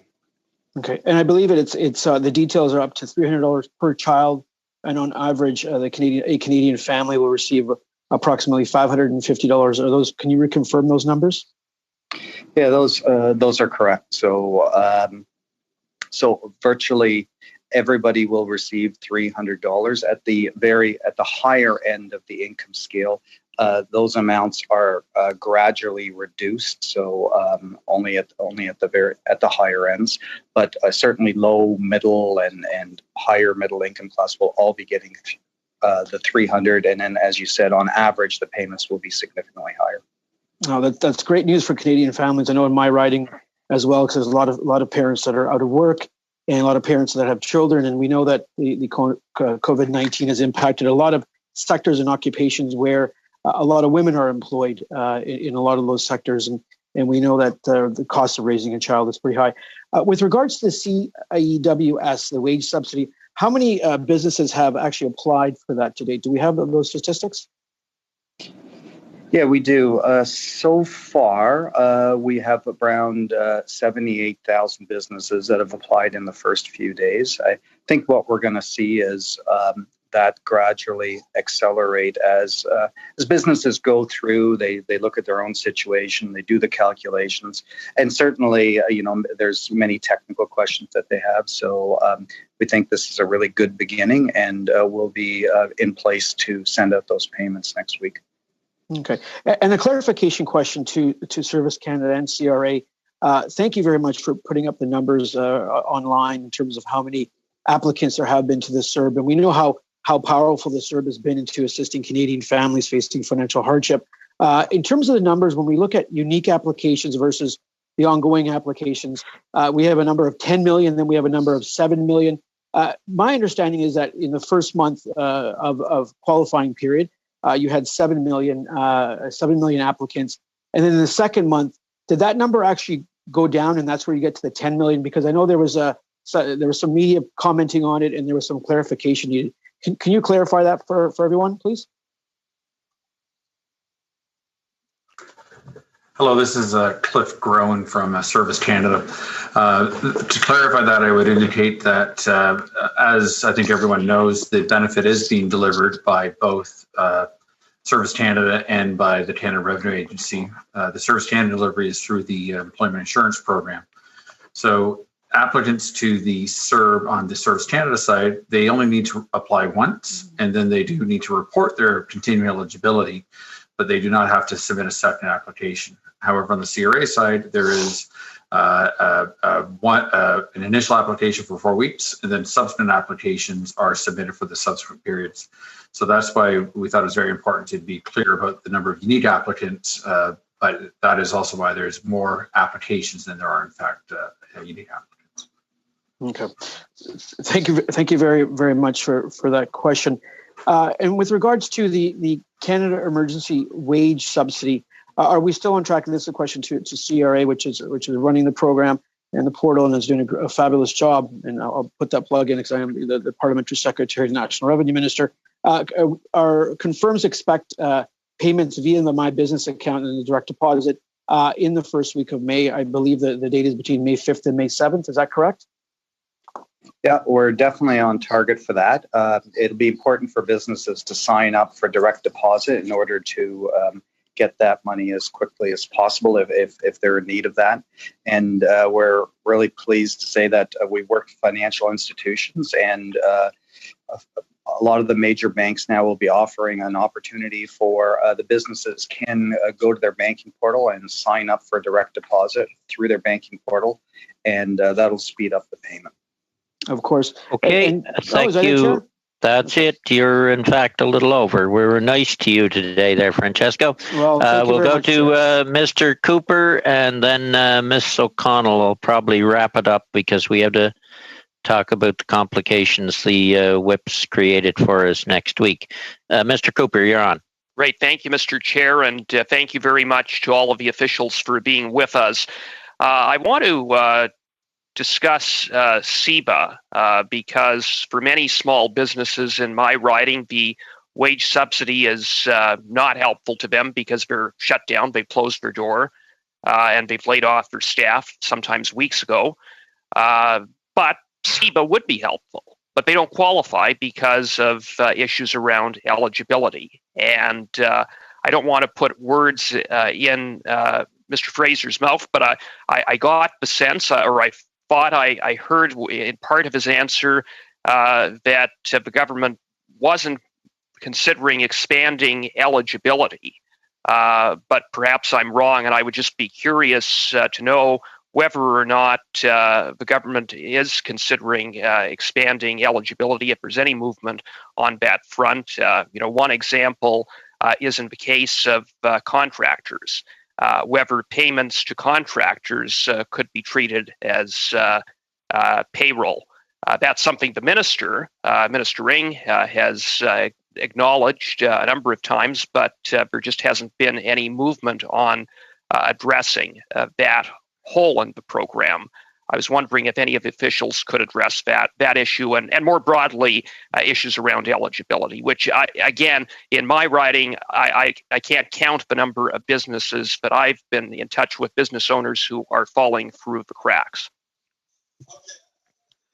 Mr. Alverson, are you on? Sure, yes. You leaned ahead. That might have got you in trouble. Go ahead. Body language, right. So thank you for the question. And when it comes to just the way that the program is being executed, it's within a policy frame now. And I'm not going to speculate on where that's going. I think I will say in respect of contractors, there are issues in terms of how those fees for service are reported and the consistency with which those fees are reported. And so, it may be in some subset of cases that contractors have reported fees, but it certainly isn't always and everywhere the case that will have happened. And so, like many aspects of this program, you would get into like for like issues as you look at those sorts of decision rules. I'll just leave it there. Okay, well, that's fair. I understand your position. In terms of the rental assistance program, I know that it was announced that it would be up and running in mid-May. Could you provide an update on where that stands? On what date will landlords be in a position to apply? And on what day do you anticipate that monies will be deposited in landlords' accounts? I believe that you're working with the most specific guidance that is currently available on timing right there. And that timing is mid-May. Right. That would it would be rolled out for the purposes of applying. But then my next question would be, how long would it take to process? And would you be able to comment on how that would look like in terms of the administration of the program? Because every day that goes by, it becomes more and more difficult when we're talking about what is, for many businesses, their biggest fixed cost with no revenue.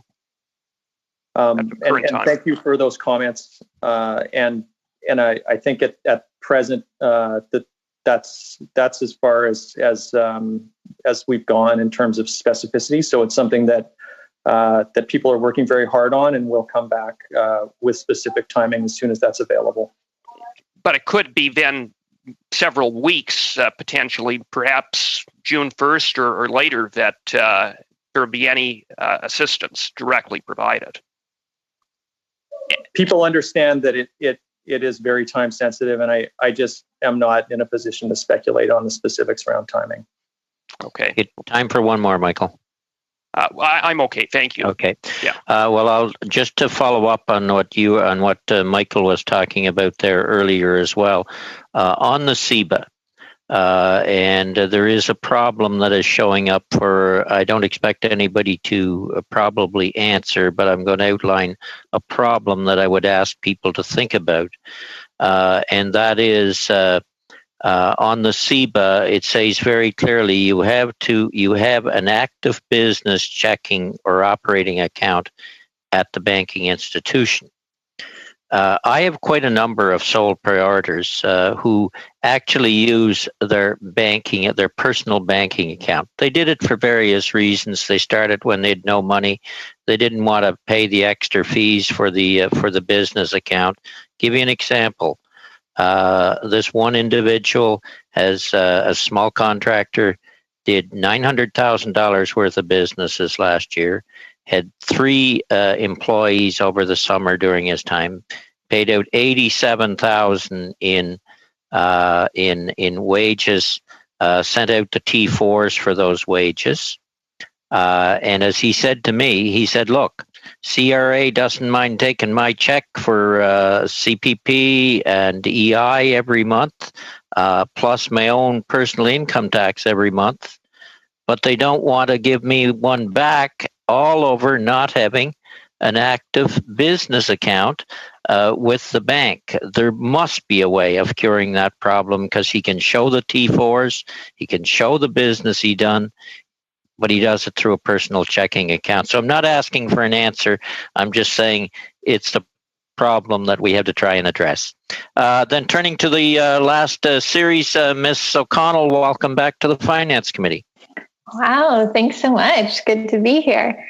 I guess I want to start with a question to CRA. I know we've extended the filing time for business reporting for taxes as well as individuals, but some of our measures also include increased supports for the CCB or the GST rebate. So I know a lot of focus has been on from the public service and CRA to process these new changes and these new measures, and they have done a fantastic job. My constituents also thank all the hard work that's being done. But with that being said, how are we ensuring that people who do file their taxes prior to the extension they might be doing so to ensure that they qualify or get access to the CCB or any rebates and programs and money that they need? So how are we ensuring that people who have filed their taxes basically on time or early, given the new deadlines, those are actually getting processed so that their supports are then sent out without delay? Frank Vermotten here. I'd be happy to answer that. So the CCB and GSTC increases, in fact, are based on the 2018 taxation year with respect to people's information. So as long as we have that information on file, people are getting the CCB and GSTC based on that. That said, of course, we encourage people to file because you're thinking ahead to the next entitlement year, which will be 2021, and those payments, the July payments, are typically based on the tax returns of 2019. So in that sense, if people get those in, when we calculate those entitlements, it's going to be based on the most up-to-date information we have. We are putting in place provisions, as is ESDC, to ensure that even if somebody doesn't file, that we're going to have a continuity of benefits. But again, it is advantageous to file, and we encourage that. I'll just add one more thing with respect to the CERB. We're not whether 2018 or 2018 was filed or not. It's not income tested, and in that sense, whether they filed or not doesn't make a difference. Thank you. If I have time, I want to ask about some of the feedback we're receiving locally about the rental subsidy. Keeping in mind, of course, I get that a lot of this, negotiations between the provinces too, but some of the feedback we're getting is that the banks are not actually saying that these businesses or these landlords are eligible. They're being based on operating costs and not the full breakdown of the rent.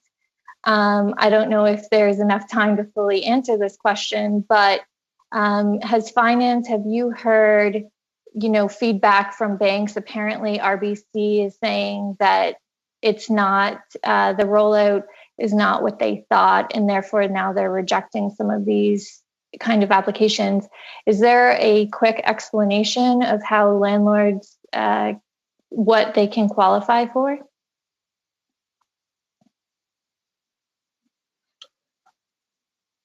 It's Soren Halverson from Finance. Thanks for the question. I'm sure I try to answer the question correctly. Is this in respect of financial institutions and deferral of their mortgages, or is this about the rent subsidy program? It's about the rent subsidy program. They're saying that they can only provide assistance for certain portions, and that, I understood it very clearly as a 50% between federal, provincial, 25% from the landlord, and then 25% from the tenant. And now some of these financial institutions are kind of breaking it down even smaller, saying, well, it's the 25% of, an operating cost, not the full cost of the rent. And it's getting into some of these complicated calculations. Are you hearing that? Is this maybe some one-off, but is there some clarification we can provide?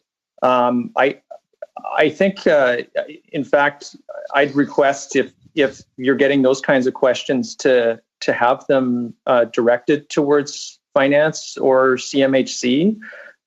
They're questions of a nature I think we'd like to perhaps work through a little bit more with the people that are posing them. I can't immediately get insight into where they might be coming from. That's fair. To understand that it's maybe not an overall concern, but maybe some one-offs is good too. If I have time, could I just quickly? Yeah, no, go ahead. I just wanted to ask quickly if finance, if you're kind of scenario forecasting for the future, we have in place for the various kind of programs, certain timelines. But granted, we don't really know how long or how short some of these programs will be needed. Is there a level of scenario forecasting happening at Finance Canada to ensure that we're kind of prepared if we need to extend certain programs? Who wants to take that? Andrew, you're on.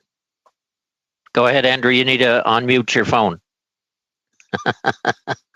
Perhaps I could answer briefly to the question. Yes, we are actively thinking about working with Health Canada and the Public Health Agency to, as is everyone else, to understand the trajectory of the current crisis. The programs, each of them has a duration, whether it's 12 weeks for the wage subsidy, 16 weeks for the CERB. But we are kind of actively examining what the evidence is and in consultation with the health experts to understand how and when the economy starts and what the sequencing is and the implications for all of the programs the government has put in place. Thank you. Okay, we will have to end it there. I want to talk to committee members for a few minutes about the changes that are happening for next week.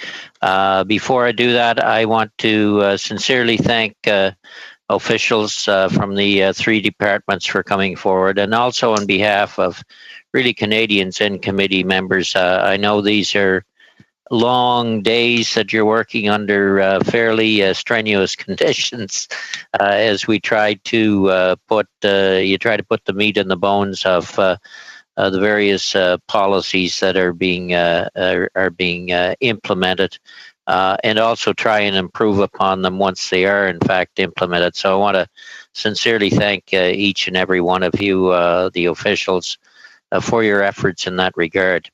So thank you, and thank you for coming. There's been changes to, we get the two panels tomorrow, but there's because of so many, this is for committee members, because there's so many committees meeting now, and the COVID Whole House Committee, technology can only handle two committees at once. And so we are now meeting on next Tuesday, and this is Ottawa time frames. Next Tuesday from 3 o'clock to 7. That'll give us two panels. The first panel is already the one that we had to move over because we're only meeting once today. So that'd be manufacturing and construction. So the second 2-hour time slot is open. Then we're meeting on Thursday, same time frame, 3 to 7. We have time slots for two panels there. I know the clerk has 42 requests to that they'd like to appear before the committee. A couple of them, or three of them, have come off on today's meeting, but we need to make a decision on what we do next Tuesday and what we do next Thursday in terms of panels. I'll tell you what's left in the system, and there may be new ones proposed. We haven't did healthcare system, ensuring accountability, policy design. It has been suggested to me as well, we should be doing a panel on arts, culture, and sport. And another suggestion was self-sufficiency and export opportunities, kind of looking to the future. And just from what I'm seeing in Atlantic Canada here, and Sean could speak to this as well, I'm sure we're getting a lot of feedback from fishermen, and looking through the list of other committees, there is no place on other committees for actual fishers to go. The government has proposed a program for the fish processing side, but there's nothing in the works. I know it's been talked about, but there's nothing there that actually deals with the fishers to any great extent themselves, and we might want to consider bringing them in early in the week if we could, so they have an opportunity to express their views to some committee in the House of Commons. So their views are known out there. So, does somebody want to start? We have the first panel on manufacturing and construction. We could go to a second panel on just pulling off some names off the list of those that want to go. I see Peter's hands up. Go ahead, Peter. Thanks very much, Wayne. And I'm glad we're not interfering with the COVID committee. It coming right after that. I think the scheduling is good. I would concur with you on manufacturing and on the sort of forgotten folks. The Congress of Aboriginal People sent yet another request to appear to the committee today. So they definitely need to be on for Tuesday, the sort of forgotten folks. Okay. And I would suggest CFS as well. You talked about healthcare, and I would agree with that. I think policy design, I'm not quite sure what you mean by that, but I would agree with art, culture, and sports, and I would agree with Fishers, both for next week and the following week. I need to know more about this policy design thing, but healthcare, art, culture, and sports, and Fishers are, I think, it's a good range for the next group of topics. Okay, I'm not even. That was in our first discussion back months or more ago, that somebody put in policy design as a panel. So I'm not sure myself, to be honest with you. But what we could do then is on Tuesday we have manufacturing and construction. I believe the Congress of Aboriginal People, I think they requested to appear and are on the clerk's list of those that have requested to appear.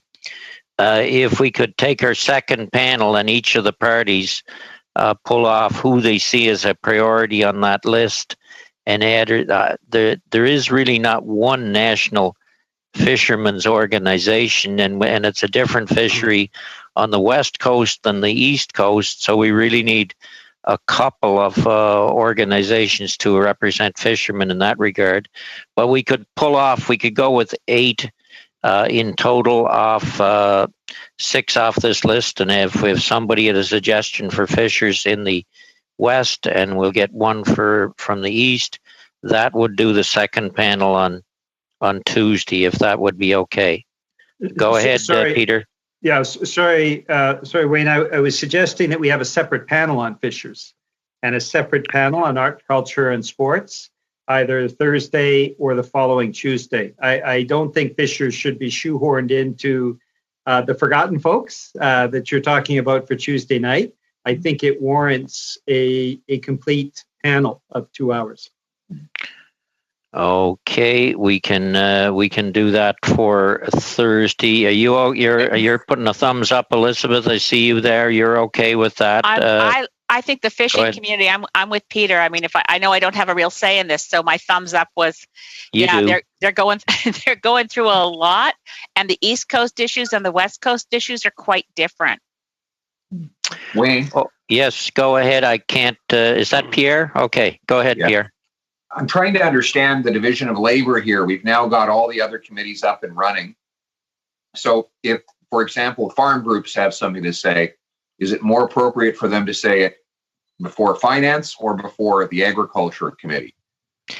If a sort of an industrial group has something to say, is it more appropriate for them to come to finance or to industry committee? I'm just wondering, because there are huge organs of the state that report to this committee and that have really no other place to go, and that have enormous impact on the financial well-being or lack thereof of Canadians that haven't been heard from. For example, the CMHC is now pumping tens of billions of dollars into the banks with very little discussion or accountability. And that's Canadian tax dollars that we may never get back, that could contribute to inequality on a massive scale, as we saw in the States when similar actions were taken in 08-09. That's really finance. There's nowhere else to study that. There's no other. And so I'm just wondering if we keep adding witnesses to the Finance Committee, who also have their own policy committee to which they would normally testify. How are we dividing up labor between the committees? That in fact is why I think up until now we were pretty near the only place to go. But I went through the committees that are up and running, and there is nowhere for the fishery. That committee's not operating, so there's nowhere for them to go. That's why I suggested them. I think we're the only place in town for those to go. I would agree with you. I think there's a lot on the industry side now that's where they should go. There's some on the farm side that agriculture is going to be up and running next week as well. So some of these requests we have could be sent to other committees. On the fishermen, though, I don't see a slot for them. Who would you see on the CMHC issue? Definitely, you want the CEO of CMHC. No question about that. And we also have CPPIB, which manages $400 billion for Canadians. That is an entity that reports to this committee. We haven't heard from the Auditor General yet. There are these just gargantuan amounts of money that are being moved around between varied financial interests in this country with literally no public scrutiny whatsoever. And we're not looking at any of those things. I just worry that we're going to end up doing every other committee's job without doing our own. So, for AG, the CMHC CEO, someone from CPPIB, that's our core duty here. We don't know the schedule for the week after next. The whips have told us our meeting slots are going to be different again that week than that week than they are next week.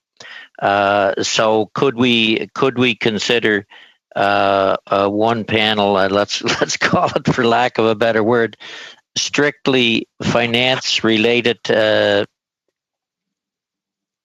would hope we'd have more than, Wayne, I hope we'd have more than one panel on finance. Yeah, no, we will, but we certainly could. CMHC got to give them more time too, probably. So let's see if maybe we could take a 4-hour session for strictly those areas that we would see as finance related: CMHC, CPBID. There's other areas for sure. We've had the Bank of Canada, the Auditor General, So let's think about that and put a 4-hour panel together from the parties on that for the week after next. And next week we'll go on Tuesday. We already have manufacturing and construction. Then each party pull off this list of the clerks of people who requested to appear for the second panel. Then what do we want to do on the Thursday? Can I put up my voice Julie? for arts, culture, and sport, please? So whether it's next Thursday or the following Tuesday, I'm okay. Like, I think fisheries was one of them, and I think that's a good suggestion. And I also think arts, culture, and sport. I think that committee is definitely not meeting, and this is, a good spot for them to come before. Chairman, is the Heritage Committee meeting? No. What's the symbol for the Heritage Committee? Anybody know? The ones that are meeting are industry, INDU, OGO, UMA. HUMA, agriculture, HESA, which is health, and that's it. PROC. PROC is, but they don't. They don't deal with sectors. Yeah. And Indigenous is meeting as well, starting next week. Yeah. So Indigenous meeting. INAN, is that the Indigenous one? I'm not sure the acronyms, to be honest. It is Indigenous and Northern Affairs. Okay. So they're meeting next Friday. That's positive. Yeah. Okay. Mr. Chair, go ahead, Marty. Marty, and then Annie. Go ahead, Marty. I just want to put a placeholder in at some point, and I agree we need to fulfill our core mandate, as Pierre said. I have heard from a number of people in the charitable sector, and it may be relevant to our committee because most of the rules under which the charitable sector runs by are under the Income Tax Act. So if you could add that to your list at some point, if we can, maybe we'll get there. I'm not sure how long we'll be meeting on the COVID crisis for, but as a placeholder. Okay, and I have Annie first, and then James coming, and then Peter.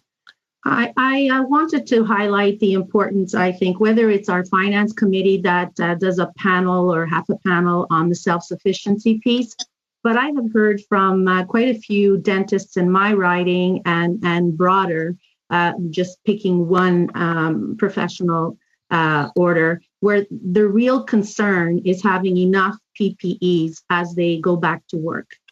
It's a real concern. They're very worried for themselves, for their staff, for patients. So whether it's our committee that hears them, or whether, maybe there's opportunities for us to become self-sufficient and also as an export opportunity to other areas, let's learn from this experience. So whether it's PROC or INDU or the Finance Committee, I think it really merits a full, wholesome discussion on that topic. We have the Canadian Dental Association tomorrow as one in the 4 to 6 Ottawa time slot. James and then Peter. Yeah, I agree with Pierre absolutely that our first and foremost role is around issues related to finance. So that would have my full support, of course. Okay. But I have asked before that many of the questions that we hear from constituents and at this committee level is directly related to the portfolio for the Minister of Small Business. And I still think that it would be worthwhile for us to hear from her on how those programs are being executed. Because it has a big impact on finance and the economic activity in the country. Okay, hearing that is, I'm not sure if anybody can tell me whether the Minister for Small Business, whether the committee she would normally appear for. She has, Wayne, appeared in front of industry. Okay. But I do think, though, that it'd be worthwhile for us to hear at finance. Okay. I made note of that. Peter Fragascatis. Thanks, Mr. Chair. I think it was Marty that made the point about the charitable sector. I see an opportunity for them perhaps during the session that we have on arts, culture, and sport.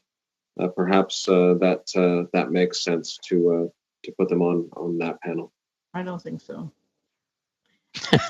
I personally see it as separate, but I'll tell you. That sounds good to me. Advocate for the charity sector and not-for-profit sector, but I'm not sure how useful that would be. I think it makes sense if we want to hear from music advocates or culture advocates or sport advocates to also include within that large who have a general view on the needs, interests, and concerns of those sectors. And I mean, there's many examples that we could think of, advocates that operate on a national stage.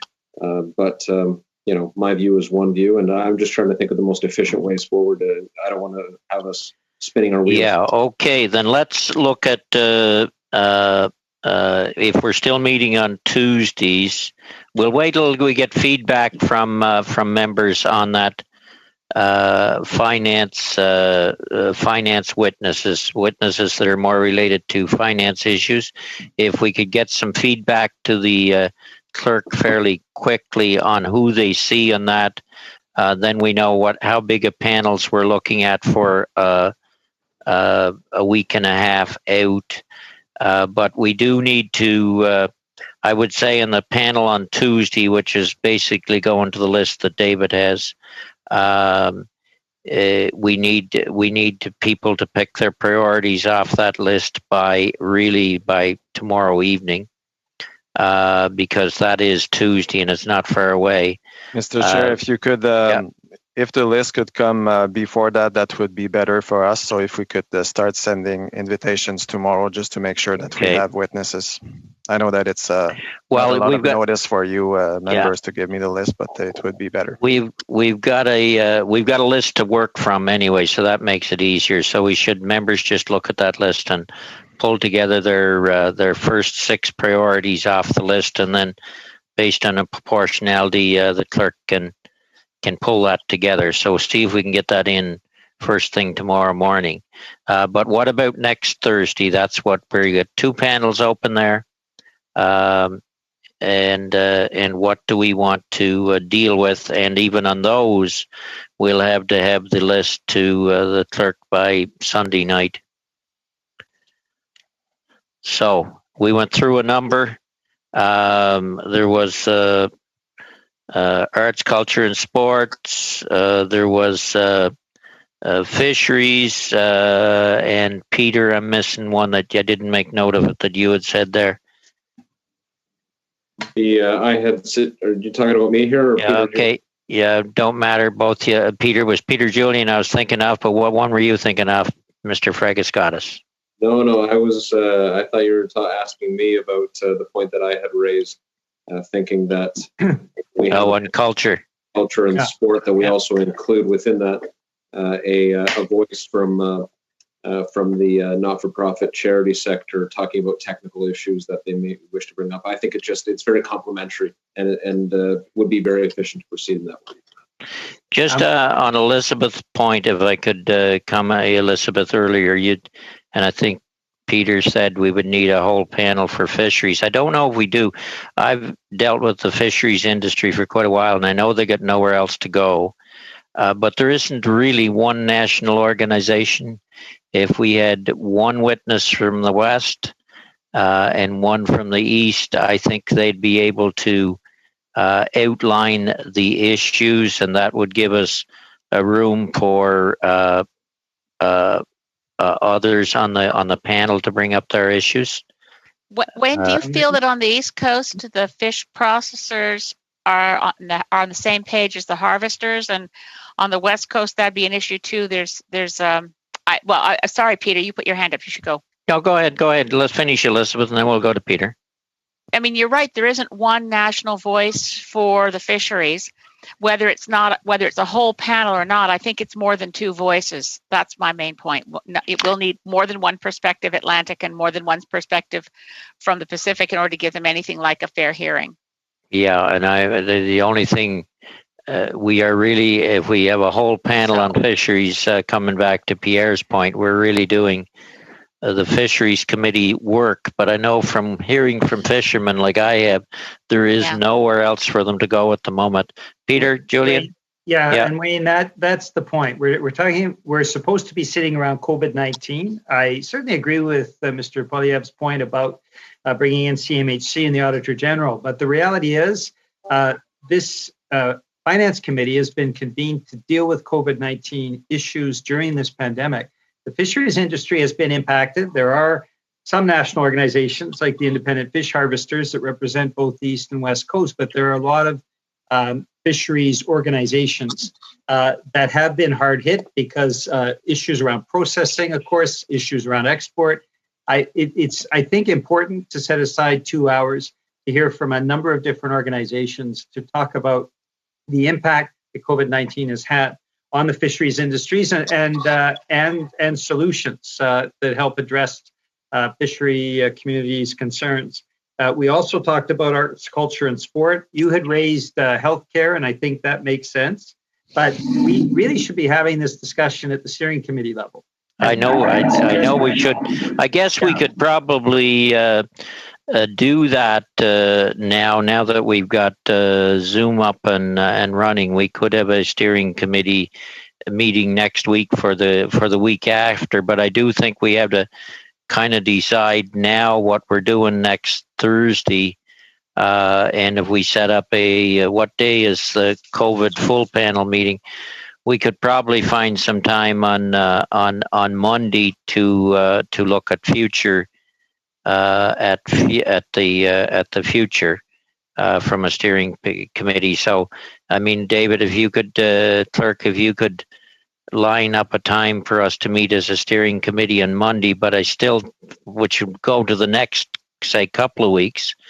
But I do think we need to make some decisions on next Thursday. The problem for the fishery, too, I might mention, is they are running out of time. What's happening all across Quebec and the East Coast right now is, do they fish, do they not? Do they trap lobster, do they not? Because the market has shrunk. There is no policy in place at the moment to allow some people to stay off the water and allow others to fish, which would shrink the amount of product going into the marketplace, which is and there's no sense fishing lobsters if you're getting $2 a pound. So that's a whole urgent other issues, and I see no place for them to go. Would we be okay next Thursday then on the first panel to go with fisheries? Mm-hmm. Okay. What about the second panel? I see Gabriel shaking his head. Okay. What about the second panel? What do you want to do in that one? Arts culture. James, what about you two? I hear arts and culture. Yeah, so before we hit there, if we're going to get into a sectoral discussion, is the Energy and Resource Committee meeting? No, I don't. Do you know what its acronym is?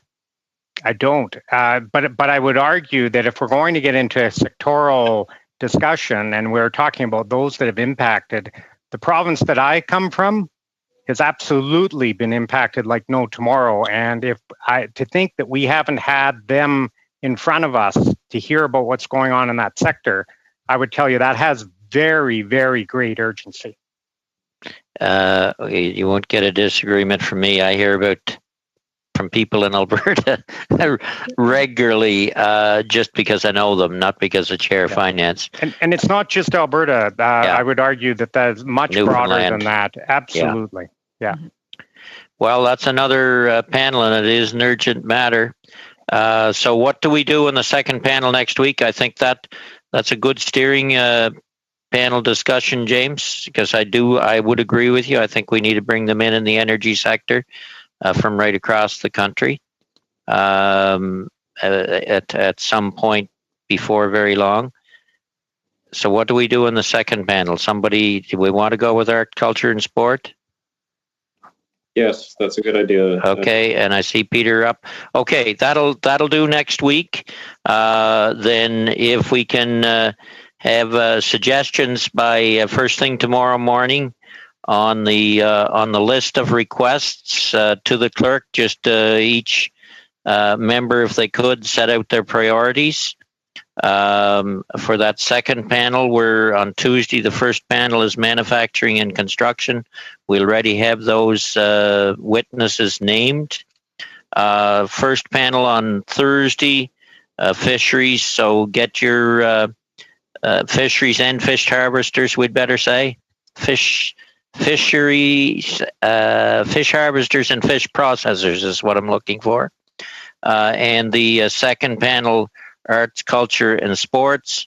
And we'll line up a meeting for sometime on Monday for the steering committee, and we'll have on that agenda all the other issues, the finance points that Pierre raised, the energy issue that James raised, and the ones that are left on this panel. I see Marty, go ahead. Just a point of clarification, Mr. Chair, and I would actually like to see us hearing from more witnesses in our core mandate earlier rather than later, as Pierre suggested. But if it is to be the arts, culture, and sports panel next Thursday afternoon, it was suggested that we could have some of the charitable sector as well, and I'm wondering if that's still possible. It is possible. You put in a priority witnesses in that regard, and we'll have them on. Thank you. Okay, with that, then, Mr. Clerk, if you could try and line up a steering committee meeting on Monday, and it'd be a lot easier than doing it this way. With that, don't forget, first thing tomorrow, your witnesses for off the list. and Sunday night the witnesses for the 2 panels for Thursday. And with that, we will see you all tomorrow for another 4-hour meeting. So thank you all. Meeting adjourned.